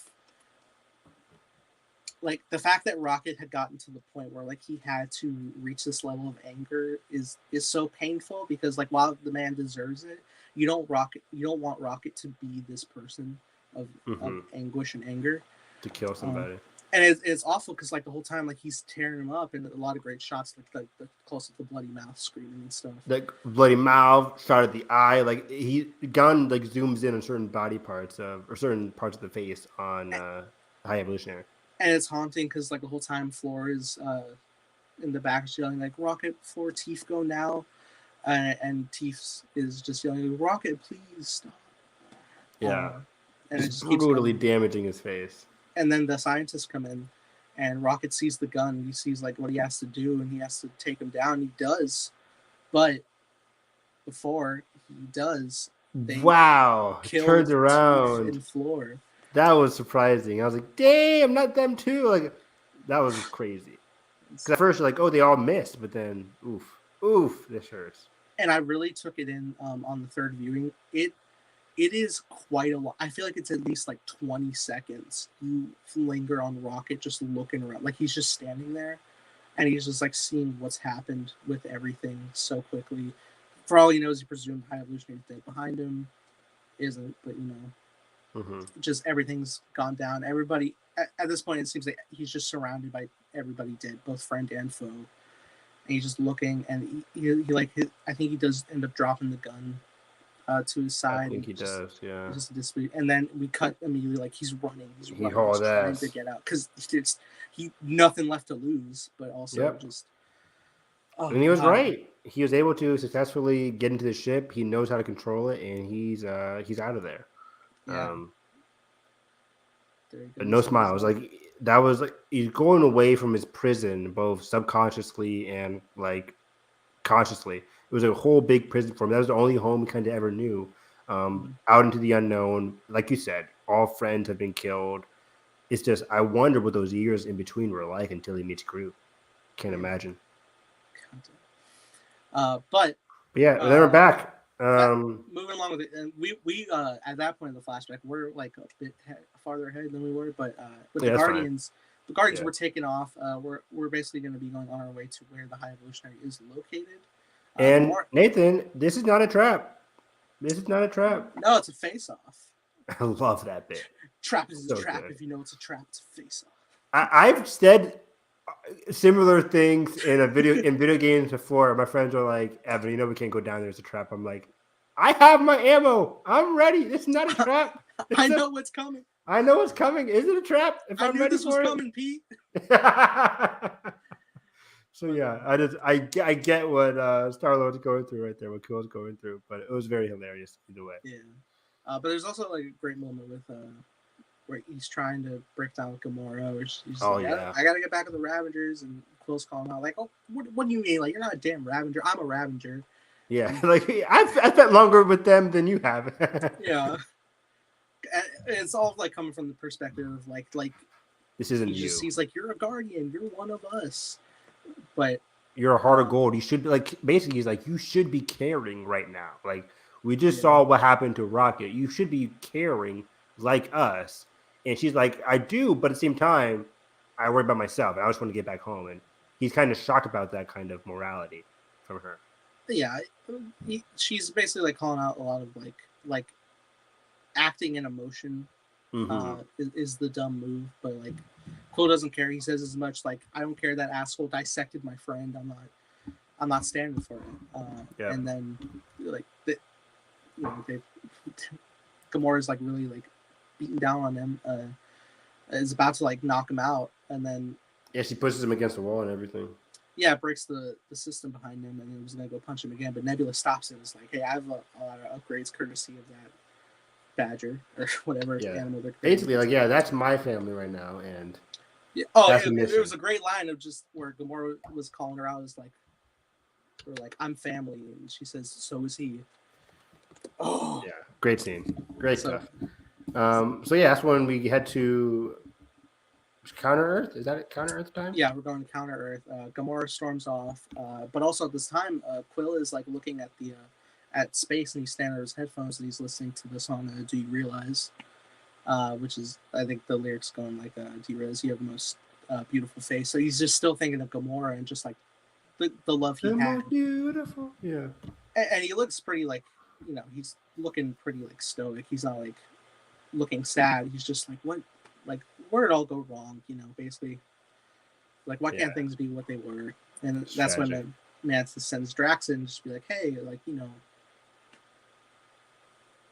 maybe it's time to learn to swim. You're always hopping from lily pad. Great stuff. Great scene here. Where, like, again, we haven't talked about Mantis a lot yet, but Mantis has had such a great arc where, again, she admits it towards the end of the movie, but she's so caring. Ever since, like, her creation was to be caring. Her role was to be caring towards Ego. That was her thing, to help out Ego ever since she was created. And then as soon as that happened, or as soon as he died, she instantly became so caring for Quill, Drax, Rocket, everybody. The whole holiday special was really literally about but like how far Mantis is willing to go for her family, her newfound family. Yeah. That was the extent of the holiday special. And then in this movie, she's going even further. Like she was the first one really to go save Rocket, or like put her hand on his chest when he was bleeding out.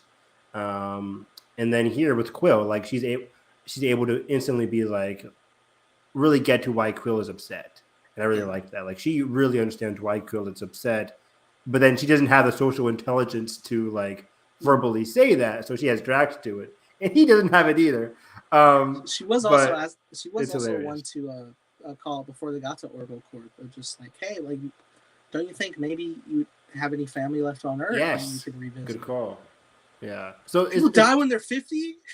You're so old. Like are you old? Do you think I am? I'm not 50. That's so good. That's good. Isn't Chris Pratt in real life is like mid-40s? So right. I think so at least. So that was funny. I really like Mantis. She's so caring, so empathetic. She really understands these people in her life. Drax's line delivery here with the whole water and sea and fish line delivery and analogies was, and I love how Quill was like, that was oddly like smart. That made sense. That made sense. Yeah. But then Drax takes it a step further, and Quill looks behind him. He's like, oh, okay, this is the whole. Gamora is like a lily pad because her face is green. Yeah. Sure. Okay. But he turns around to Mantis and he's like, okay. But you're right. This whole scene is very well shot. I love that, like, earlier on, that scene where, like, the camera lifts up and you see Quill in his uniform. It's like, oh, so good.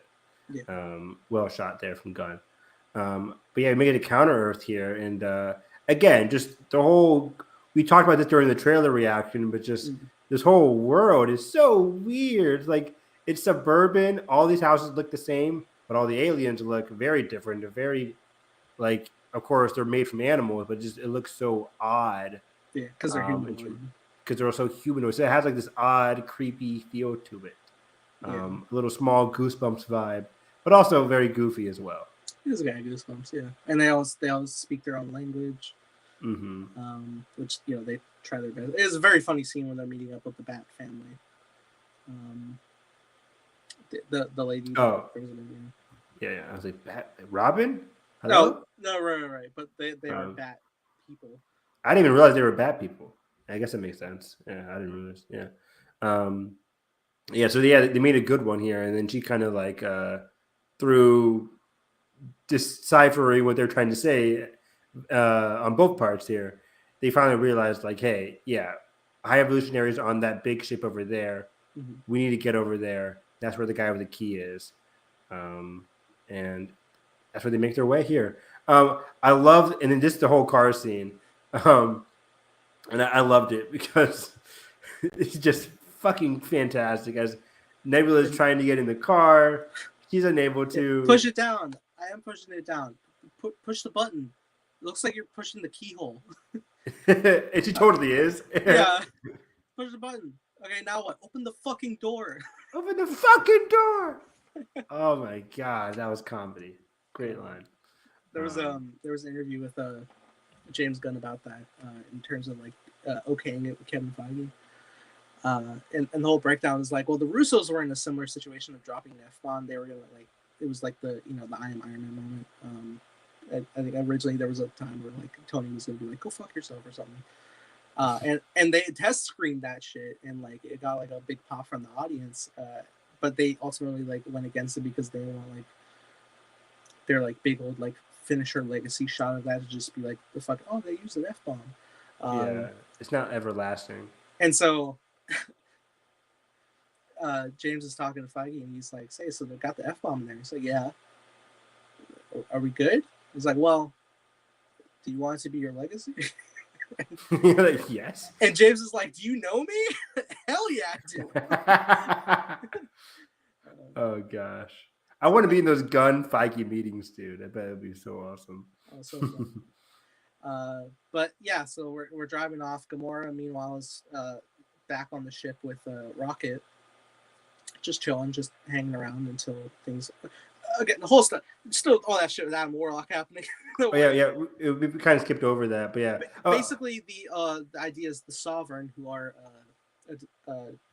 disciples of that perfect race, right? And I didn't realize, like, like it's so fascinating that they were the ones created by High Evolutionary, like this so-called perfect race, a perfect but imperfect race, created by High Evolutionary. So it adds a lot more complexity to those characters as well. Yeah, which he also ended up calling out of just being like, you're just like a stylized fun experiment, but your egos ran wild. Mm-hmm. But yeah, basically, and he kind of like projecting because he could say the same thing about himself, where his ego is kind of like his biggest weakness. Yeah, and the current setup is like High Evolutionary is obviously sending his own people to retrieve Rocket, but the Sovereign want to be the ones to bring Rocket to him so that they aren't executed the whole race. Get into his goodwill for sure. Yeah. So we established that because Adam Warlock is now on his way to Counter Earth, so we can take Rocket from Gamora while everybody's away. But in the meantime, after the meeting between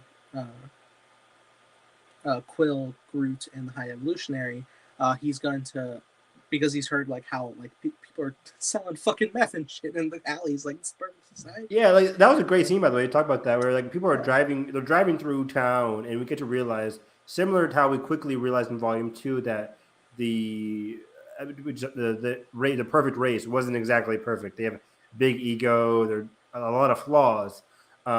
This world, which is supposed to be like given the flashbacks, like this new,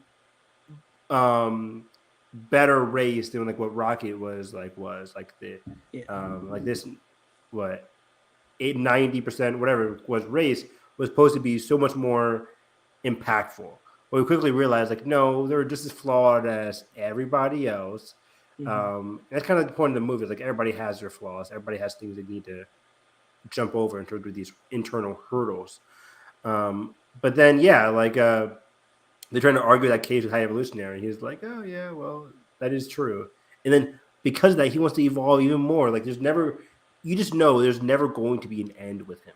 There's always going to be hurdles that he has to overcome, but he can't do that because of his ego. So his current goal is like, okay, I'm going to raise it all and start again. And he literally activates destruction of the planet. Which is crazy. and it goes through. All those animal people died. Which is wild.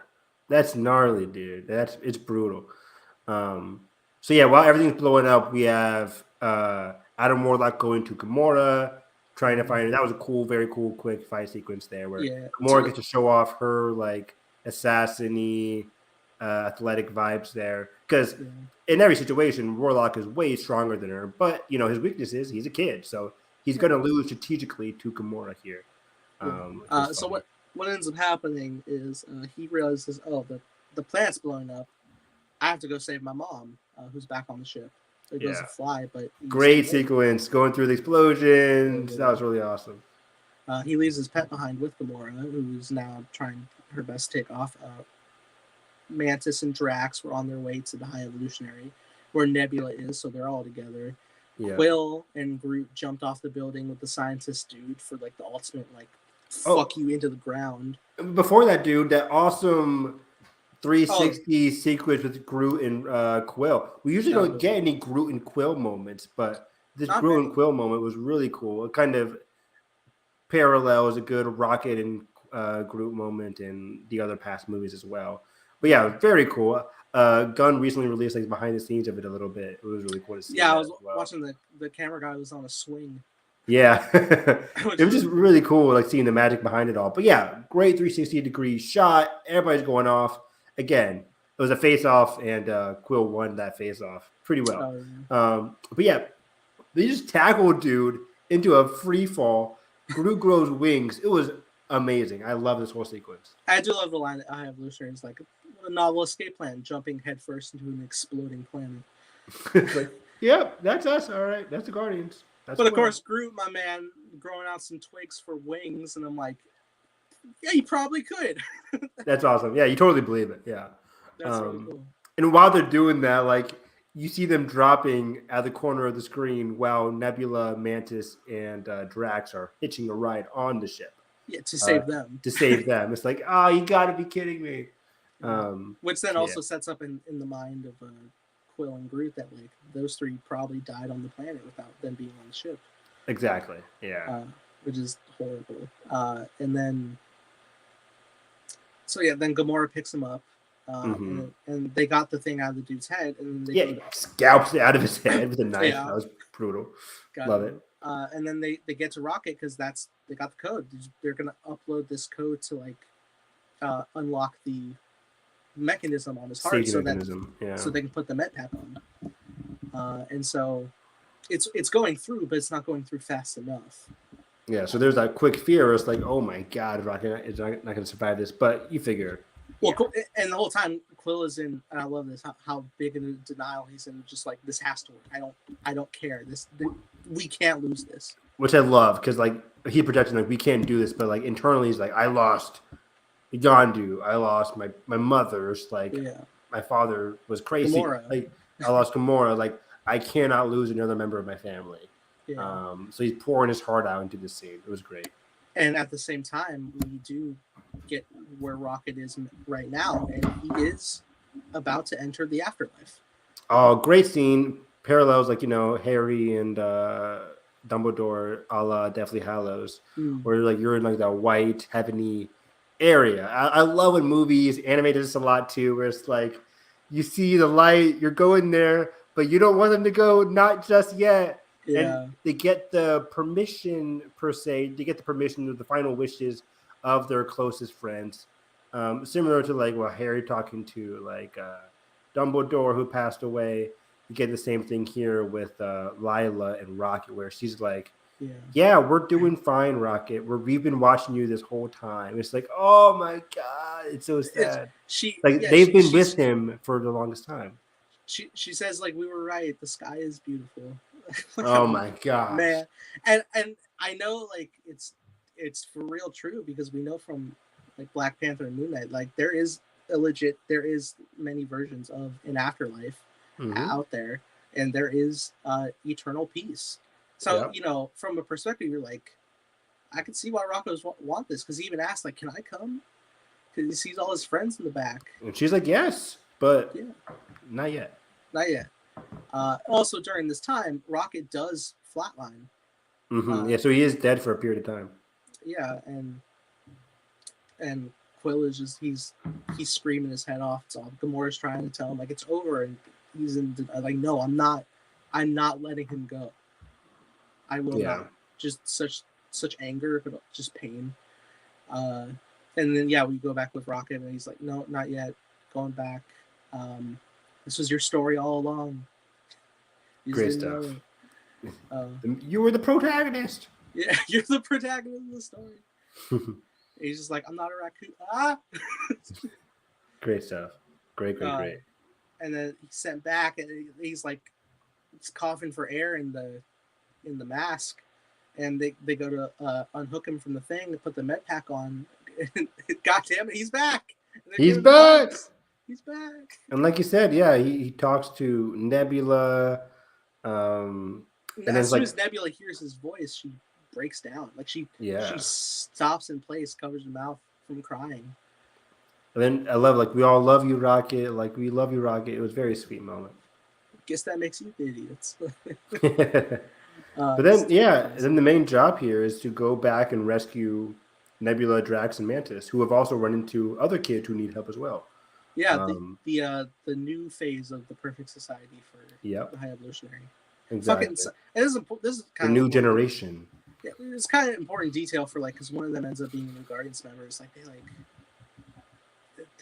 they can not sleep for a week. They run on 30 calories a day. They've been experimented on, as we saw. Like one of them is doing the hamster drills in front of the High Evolutionary. So we know they've been no sweat. They've been experimented on. Not good. So we have to rescue them, and then as we see later on in the movie, there's other the animals as well too. Like we got to rescue everybody. And again, I love the psychosis of following High Evolutionary. See, he walks in on a couple of them, and they're just going at it. They're playing a game, and he's like, okay, they can take apart one of the most advanced engines within a couple of minutes. And what is this? Root memorization. Delusions. Delusion. And that's the whole thing is he's we need to extract the quality that is in 89P13's brain so we can put it in them before they get to the new colony. Yep, that's his main goal. Yeah. And then while they do this, they head on into the final battle towards High Evolutionary ship. Mm-hmm. Do they call Cracklin at this point in Cosmo yet? At this point leading up, they're we're gonna need a hand. Later on. So they bring the entire head of Nowhere, which is awesome. Love that. Really cool. I love High Evolutionary calling out too. It was just bring me the head of that dead god or something. And then they want everybody to get to the starboard side because again the plan is for Nowhere to arm that missile, open up an opening into High Evolutionary ship so that they can connect and form an escape route, basically, and free all these kids. Exactly. And there's also a great moment with Drax, Mantis, and Nebula when they are locked up around the kids, and they first they fall apart, but then they come back together. But they call each other out. Early on when they're on the ship, they call each other out. Mantis defending Drax, hey, he's stupid, but that doesn't give you the right to push him and be mean and all that. Yeah, great Mantis and Nebula sequence here. As Mantis is kind of getting down to understanding, Nebula needs to understand Drax some more, and then it makes more sense. And at the end, that Nebula has understood Drax some more, and she has seen visually what makes Drax so smart in his own way. He's not smart in the typical way, but he's smart when it comes to kids, and when it comes to she can easily see during this whole escape sequence that hey, he can communicate with them you never asked, but he's able to easily communicate with the children and get them to safety during this hey, tell them to get to the starboard side of the ship so that when things get hot they know what to do, basically. Great sequence for Nebula, Mantis, and Drax. As we get this whole great battle sequence as they cut through, they go to that little, not pods, but quick escape ships, try and get into the High Evolutionary ship. And that's when we get the old Guardians theme, as Rocket's making his way through space, and we get High Evolutionary's army of like mechanized. What do you want to call it? They were called they were called Hellspawn. Hellspawn, something like that. So. There was a great moment like when Rocket was sitting up on the surgery bed. The High Evolutionary came onto their comms, and as soon as Rocket heard it, like he got scared. Yeah. Fear, internal fear, you could definitely tell hasn't really escaped Rocket. Yeah, he's still in his memories. Yeah. But yeah, again, I like hearing the Guardians theme again. You hardly ever hear it these days, but like we heard it as Rocket's making his way there during Rocket's escape sequence, which is great. Yeah, I do wish they play a little bit more. Me too. Yeah. But I do also like there's also the slow piano rendition of it, which they played toward the end. Yeah. Which I really enjoyed as well. But yeah, so they make their way there. We kind of skipped over it, but then Mantis, Drax, and Gamora run into like the three as they're trying to escape. They run into like the three. What's it called? Are called the three aliens from the beginning of Volume 2. Yes. Forget what it is. Like that weird squid, like multiple armed monster with the sharp teeth, whatever. But Mantis eventually is able to like soothe them, calm them down, which I loved. Again, Mantis has always had that connection with like nature and animals and species. So when the whole team makes it to the bay, Mantis crashes in there with all the aliens as well, which is really cool. And the thing I like is like they have everything there at that moment. Like the whole team all reunited, we're all together, but job's not finished because again. Rocket's the one. They're guardians of the galaxy. There's still people who need our help. Like besides the children, Rocket's like, no, there are more people here that need to help. And then, and even Gamora, like, still at this point, is just like, if we want any chance of making it out of here, we need to leave now. Yeah. And then Rocket turns around. He's like, I'm done running. Cocks his gun. He's going, and it's funny because like the kickoff of that scene, I hear on Quill's Zoom that No Sleep Till Brooklyn is going, and like the lyrics start the slow-mo walk, and then they restart for the slow-mo walk. I was like, all right, I know editing. But yeah, when they all turn the walk and they're going in, it's God damn, this is great. And then we get into lineup of like this iconic team. Yeah. And this is one of the best Guardians, not just Guardian action sequences, but just MCU action sequences. Very well shot. It's pretty good. Pretty okay. Pretty cool. Yeah. I don't think I'm at the highest level of like blown away as many people. But I do enjoy the hell out of it. Yeah. It was a very great one-shot sequence. Yeah, for sure. Loved it. But yeah, then that concludes, and we start moving everybody through, and then the team starts to, well, specifically Rocket and Nebula split to find the controls of the ship, which have been blown up by the point because there was a mutiny attempt on the High Evolutionary. It was a great line where he's like, "There is no God. That's why I stepped in." That's why I stepped in. It's like, so cold. Let's go. But again, it's just increasingly fulfilling his character arc as somebody who is like, he thinks himself as a god, but as we've seen throughout this movie, given everything he's done, he's like more like the devil. And he's doing much more horrific and egotistical, maniacal experiments. He's definitely a villain, but he has like that ego to him. He has that thing that he's perfect, even though we know based off of his own, like even his physical features, that he's not perfect. He's an imperfect being. I was on my way home from the theater. I was walking home and I was like thinking to myself, like I like without a doubt, this man is the most like just straight psychotic villain in the Marvel universe. No like reason or motive, just simply like he has no saving grace, basically. Exactly. He has no saving grace. No, like he's definitely top tier. And people have been complaining like, "Oh, you guys think he's like one of the best Marvel villains?" But I do, in terms of just like his performance, how captivating he is, but also how horrific and dark and evil he is. Just straight up evil he is, and he kind of has to be given like the nature of this movie and Rocket's storyline. I was walking thinking to myself, and I'm like, damn, even like Thanos had fucking like some reasoning of empathy at some points, like in his own weird way. But this man, nothing. Just nothing. Just self. Just nothing. But yeah, then they go in. Nebula goes to take control. She's put on comms with Kraglin. She takes Rocket's comm because she doesn't have one, and that doesn't sound good because now Rocket's gonna be without comms. True. But then Rocket's going, and basically we cut back to Rocket where he's just like getting the last of the kids going. He's like, Domo, getting them off there. What did they say? Like Joop Joop, something like that, right? Joop Joop, yeah. But yeah, then they go through, and then he sees in the distance there's something in there, and he goes in. There's a cage of all these animals, a bunch of different animals, but he specifically sees the ones with the cage of like all these baby raccoons, and he looks over at the sign as much and he's just like that's you.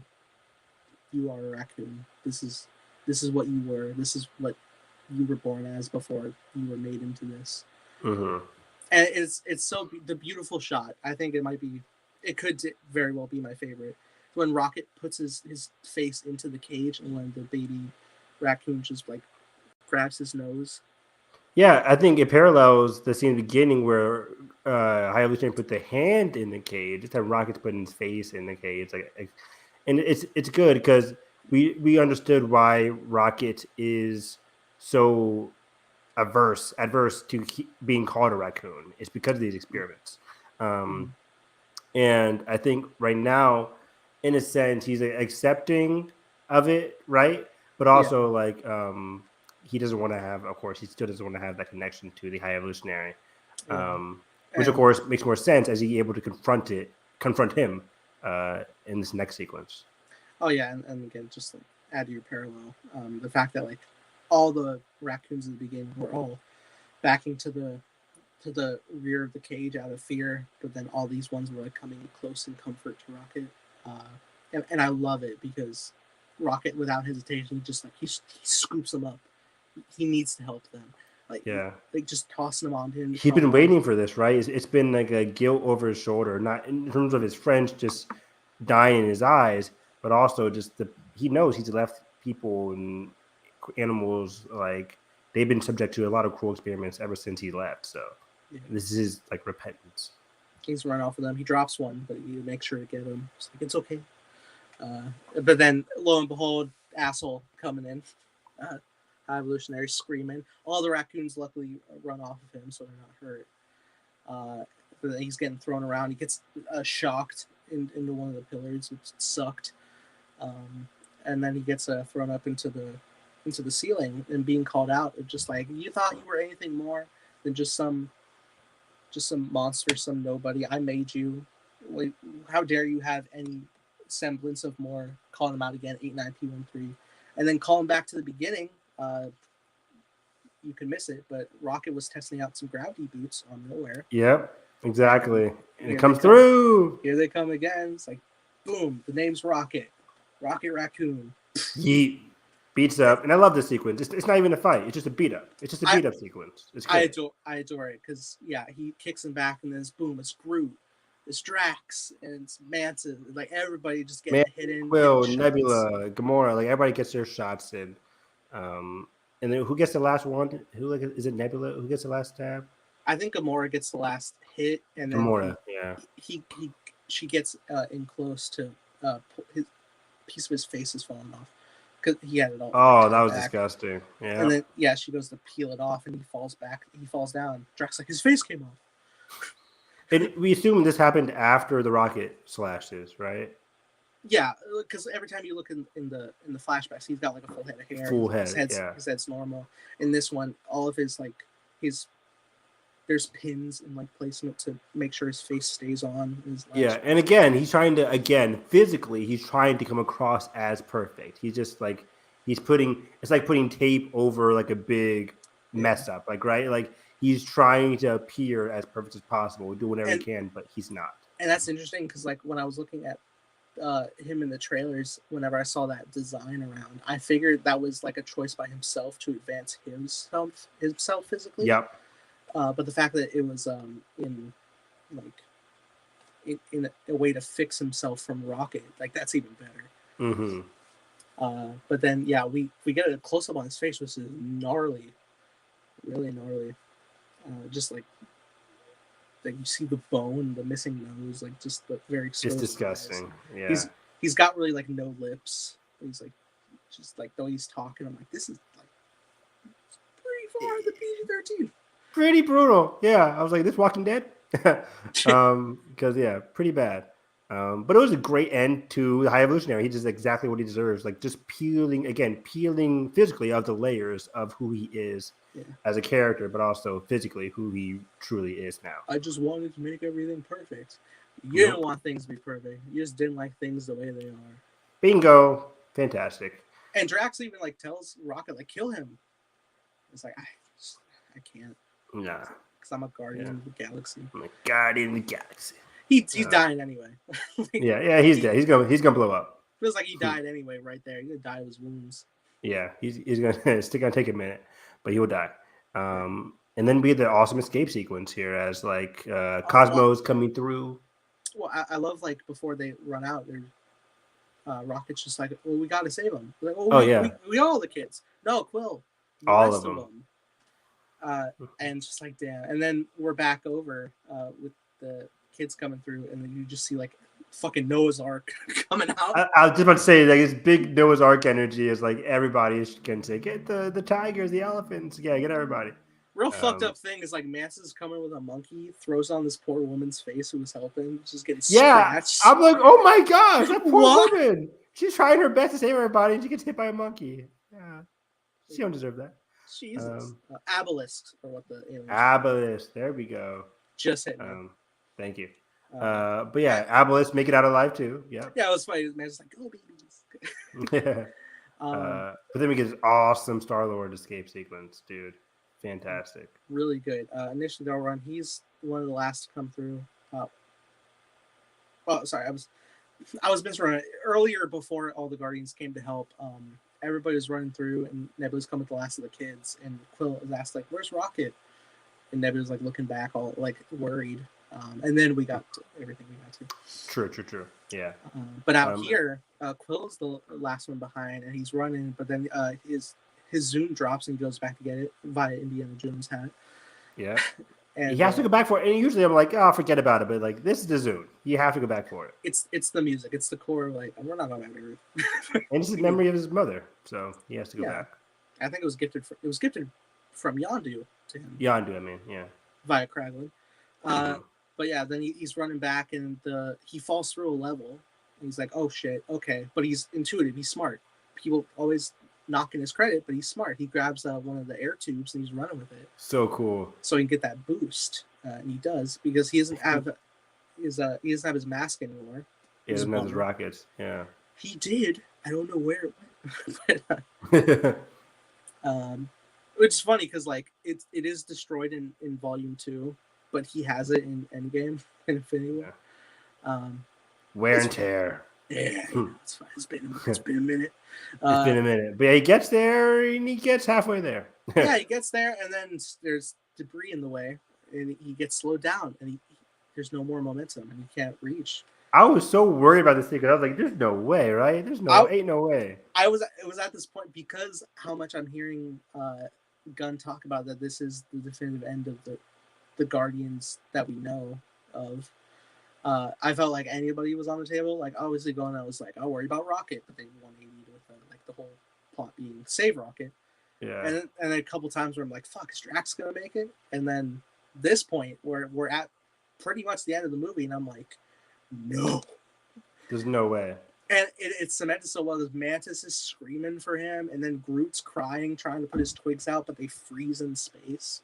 And it was at that moment where I got very worried. I'm like, oh no, like we're not gonna save Quill, and it's already looking really bad because his face gets real puffy. Yeah, I'm like, oh wow, I'm like, oh, this might be permanent. Like, whoa, that's dead. He looks dead. Holy shit! But then we get like the artistic, which is great. And great it carries him in, and it's funny because I'm watching. I'm like, this is a beautiful moment, but then in the back of my head, I'm like, faster. Yeah, Warlock is just like, "Shh," I'm like, push him in there, come on. Yeah, so Adam Warlock coming in clutch. Great hero turn there. Yeah, which is a great thing. Like later on, like he was gonna like attack them, but he was like too exhausted, and Groot saved him. He was like, "Why? Why would you save me?" And Drax translating is like, "Everyone deserves a second chance." Exactly. So he saved Star-Lord. Victory as hell. Love it. And we get the great group hug. As Great group everybody's hug. safe and sound. Fantastic. And then And Gamora is on the distance, of course, because she's not part of the team. But I very much love like obviously she's like built some camaraderie and a true friendship with these people, but it's not the family bond love that it was with the past Gamora. So I appreciate that. It's also funny at Warlock trying to join the hood. He's like, yeah. And even like the dude under him was like, okay. But that was a great moment. And then we do start getting to the goodbyes.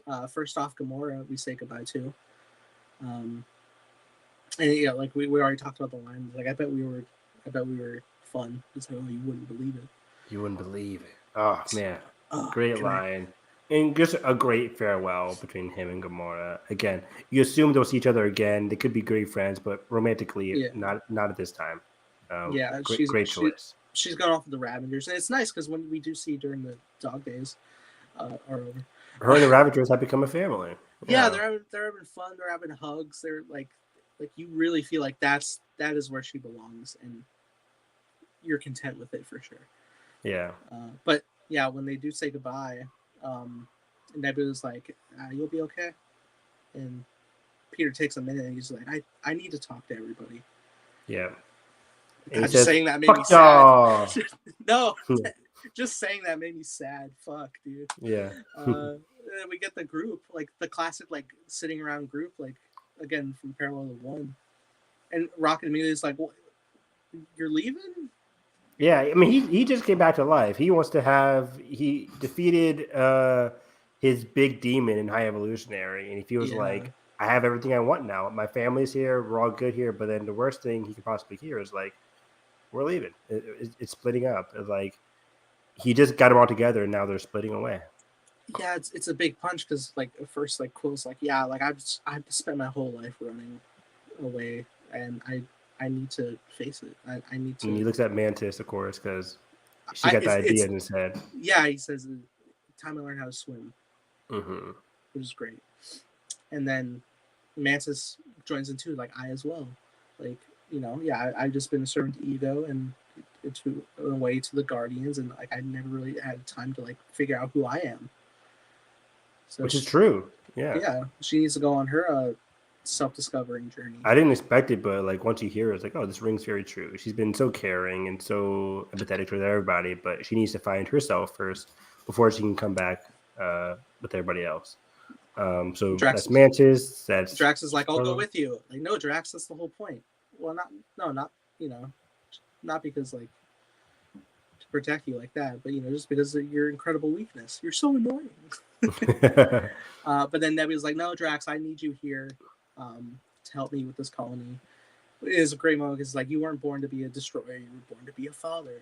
Exactly. She kind of apologizes for calling him stupid, and she comes to realize again that you're a father more than you are a destroyer, which is a great encapsulation of Drax's arc throughout all these three movies, where he fails at like defending his honor of his family in the first one by failing to kill Ronan, but he was able to like unite with the Guardians in the first movie, and then in the second movie he grew closer to Rocket. Like this is a guy that's been going closer and closer to this family, and then in this one he's able to connect with the children. So he is a family man. He is a father. This is a guy who cares deeply about his friends and family, no matter his intelligence.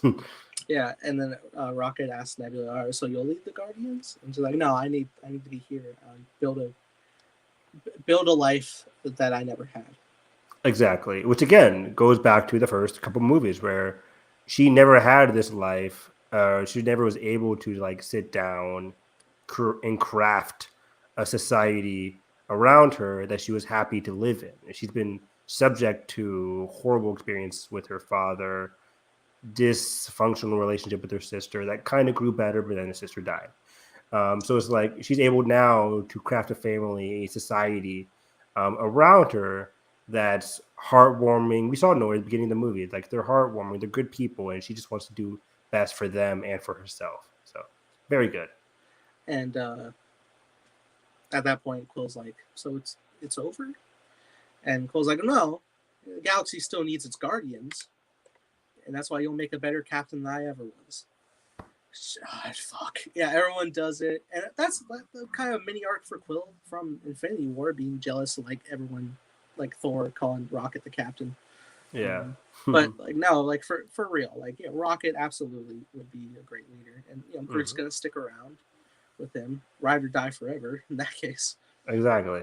The life debt. Yeah, he got that dominum. Exactly. So yeah, that's our new Guardians. Rocket's gonna be leading them, and it's poetic and it's perfect. I wouldn't ask for anybody else. Yeah, and so everybody goes on their ways. Nebula and Drax are sticking around, and you know, obviously, like Groot and Rocket are still living in nowhere as well. So you know, they are all still together in a way. Yeah, they're just Nebula and Drax aren't going to be running missions anymore. But then Mantis walks off and waves her goodbye, and Drax like starts like tearing and crying.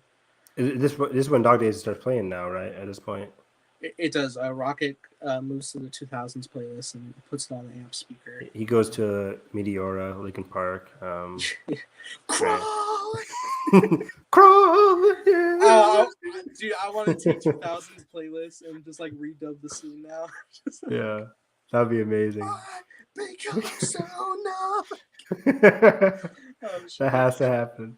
But yeah, again, we talked about it earlier, but this Dog Day sequence is great, as Nathan says. Like these, you hear in it, and like you know, it's a celebration. Dog Days, of course, it's a celebration of family and friends leaving, but also like remembering them, of course. And that epitomizes what's going on here, where like Mantis is leaving, Drax is leaving, Nebula stays around. Nebula's finally happy. She's with her people, right? She's happy dancing. Drax with his kids is fun. Rocket finally happy dancing. Very opposite of what he was feeling in the first part of the movie. Creep, where he's like, I'm alone. I'm so alone here. Now he's like with his family. Now he's able to dance with the crowd and just be one with himself. It was fantastic. And I love the kickoff. Like Groot's the one that starts dancing, and then Rocket's seeing them, and he's like, "Yeah, all right." It's like, okay, fine, yeah. Join it. And it's really cute when you stop to think and realize that James Gunn has always been the dance reference for Groot whenever Groot dances, and Sean Gunn being the on-set reference for Rocket. So it's really like the two brothers dancing together in that sense too, which is cool, especially for a finale. And then. Mantis waves her goodbye and goes off with the obelisks, which I believe are interdimensional beings. So I think so too. Yeah. Wonder what journey she's gonna go on. Yeah. And yeah, like I said, Drax like tears up. He like she's streaming, like tears, crying, and you really feel in that case because you know Drax has always been kind of like a hard nut to crack in terms of developing emotion, but like his emotion's always been there. It's just it's weird to access. So when it's pouring out, you really feel it.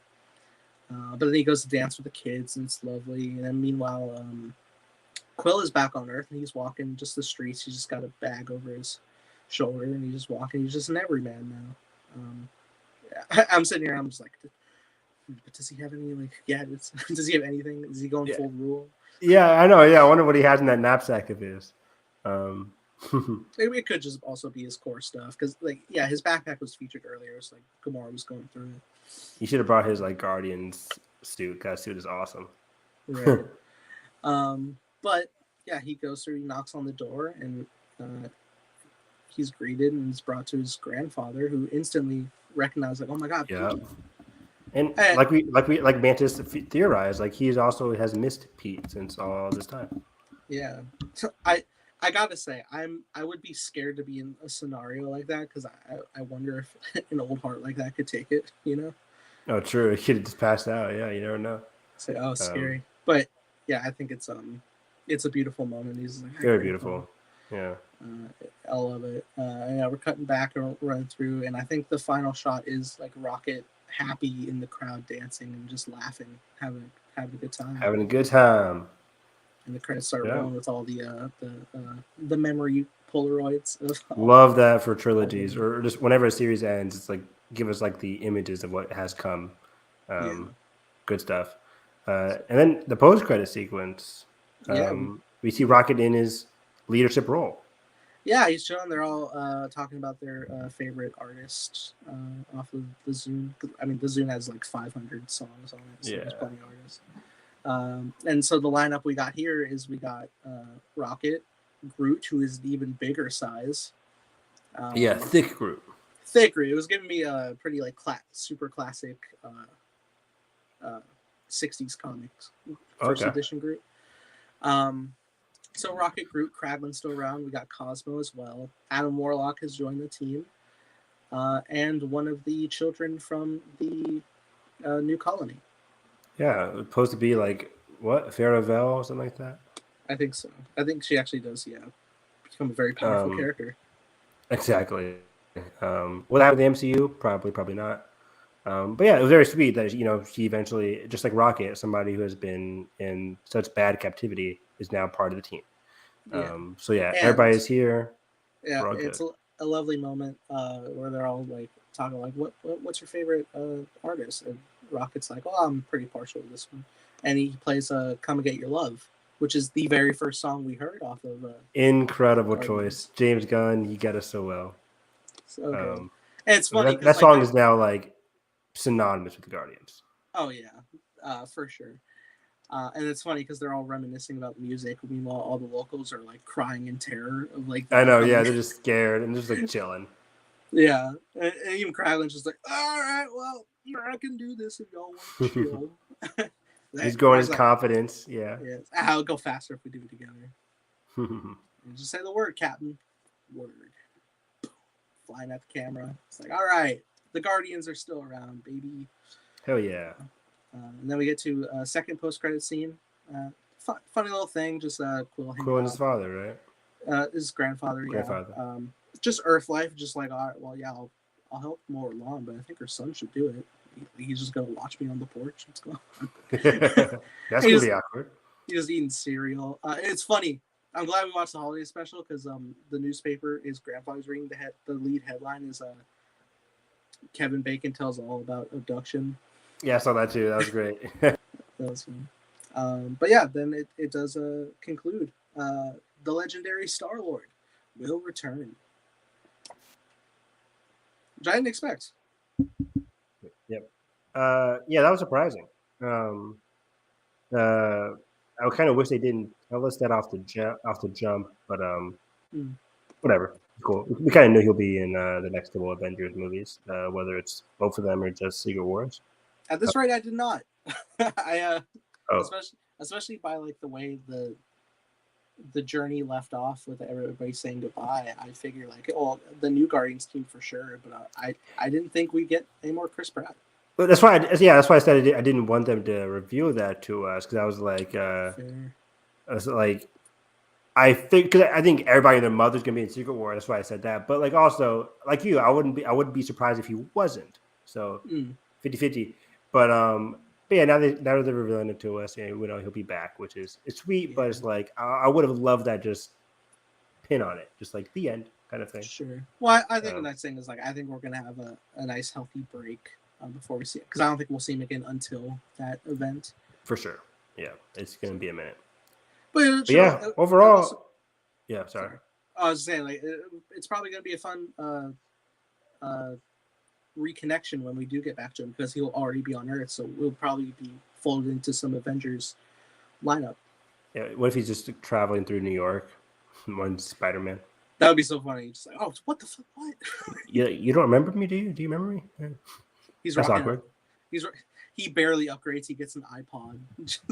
Oh no! Oh my gosh, that's gonna be weird. I'm sure I'll be on some form of a smartphone by that point. Yeah. But overall, yeah, again, love this movie. Just talking it through it with you made me love it and appreciate it even more. Again, great caps on all these character arcs. Quill, Rocket, especially, just for fantastic and great music choices throughout. It's funny as hell. Probably the most funny Guardians movie in my opinion, but also the most emotional. So it had everything I loved about a Guardians movie in this one. Absolutely. It's currently sitting very pretty at my number 4 on the whole MCU. Right behind Loki. No, I'm kidding. I tried to think of a joke. I couldn't think of anything. Right behind Infinity War, Endgame, and No Way Home. Yeah, good stuff. But yeah, Alrighty. We did it, Joe. We'll be back in November doing our Ms. Marvel review. That's gonna be a long one and fun one too. In terms of MCU, we'll be back soon though for our episode 100. Well, I mean, next month we got Secret Invasion. You're right. Secret Invasion coming through next month. We'll be doing weekly drops of those for the MCU lovers out there. If you are stuck around this far in the podcast, we also got release dates for Loki and Echo. Echo dropping all at once. Not happy about that, Bob. Not happy about that. I'm like, it's so weird. We know Ahsoka Disney Plus wise. Ahsoka's in August. Loki's in October, and then this drops Thanksgiving weekend. Echo drops Thanksgiving weekend. Yeah. I'm just like, why? I don't like. And that. I've been informed it has writers and directors from Better Call Saul. God damn it! I know. I from what we've heard from rumors and stuff, people are like, "Oh, I heard it's pretty well received behind the scenes, and people like what they got." So why all at once? Like Disney, when they do all at once, it means they're not confident in the series. Usually, they at least for the Disney Plus stuff. And usually it's like second season stuff they drop at once, not first season stuff. But either way, it's a bummer. I don't know how we'll cover that, but we'll play by ear when that happens in November. Yeah. But yeah, overall, MCU got some stuff laying around. Those can be the only. So we have at least 3 shows: Loki, Echo. I think mainly because there's so much in the can that they just got to start putting stuff out. Right, like because they could have easily just delayed Echo, but I think they want to hurry up and release all that stuff. Because next year they have like Daredevil, it's probably. Daredevil next year. I think they have to. What If, Armor Wars, Ironheart, all that kind of stuff. So Agatha. So yeah, they have too much stuff in the can. And probably just like we got to keep it in the 2023 realm in terms of revenue. But overall, we loved Guardians. This has been a great podcast. I love going through these Marvel movies with you. Movies in general with you. Very fun. Absolutely. So yeah. Find me on Twitter at HarrisEV9. Tweeting about Survivor, tweeting about video games, movies, TV shows. TV shows.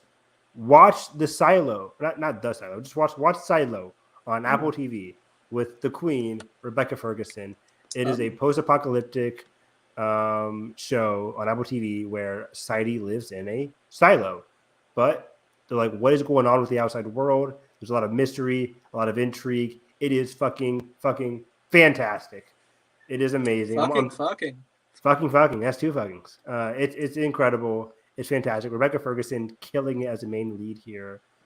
It is just so intriguing. Just the mystery of like what's really going on here. The character work is really good so far. The mystery, it's tense. I love this show. Again, Apple TV. There's 3 episodes out so far. Episode 4 comes out Friday. Every episode comes out, on Friday. So Apple TV, man, get it, watch it. It's really good. But yeah, that's about it for me. Seeing Fast 10 this weekend. Me as well. Find me at _TimeBlazer on Twitter, making a show called Time Blazer with co-star and creative consultant Evan Harris. Yep, I'm back. I was very happy watching Guardians Volume 3, seeing a lot of thematic choices that I too am going to be exploring within this show. So if you're a fan, Animal cruelty. 3, what? I said animal cruelty. You're also going to be doing that in your show too. No, well, I mean, we got animals, and we should treat them well. But yeah, I'm just I'm happy. So if you're a fan of Guardians Volume 3, I think you're gonna want to get into the show. Amongst other things inspired by horror as well. There's some horror themes in this, so if you're intrigued by that as well. Bunch of different things to explore. Very, very much looking forward to that. Check out the Twitter and this YouTube channel here for more info on that. You can search around. It's available, and further stuff to come very soon. So that being said, if you enjoyed this podcast, make sure to like button, subscribe, and ring the bell so you do not miss episode number 100, My Cup of Tea.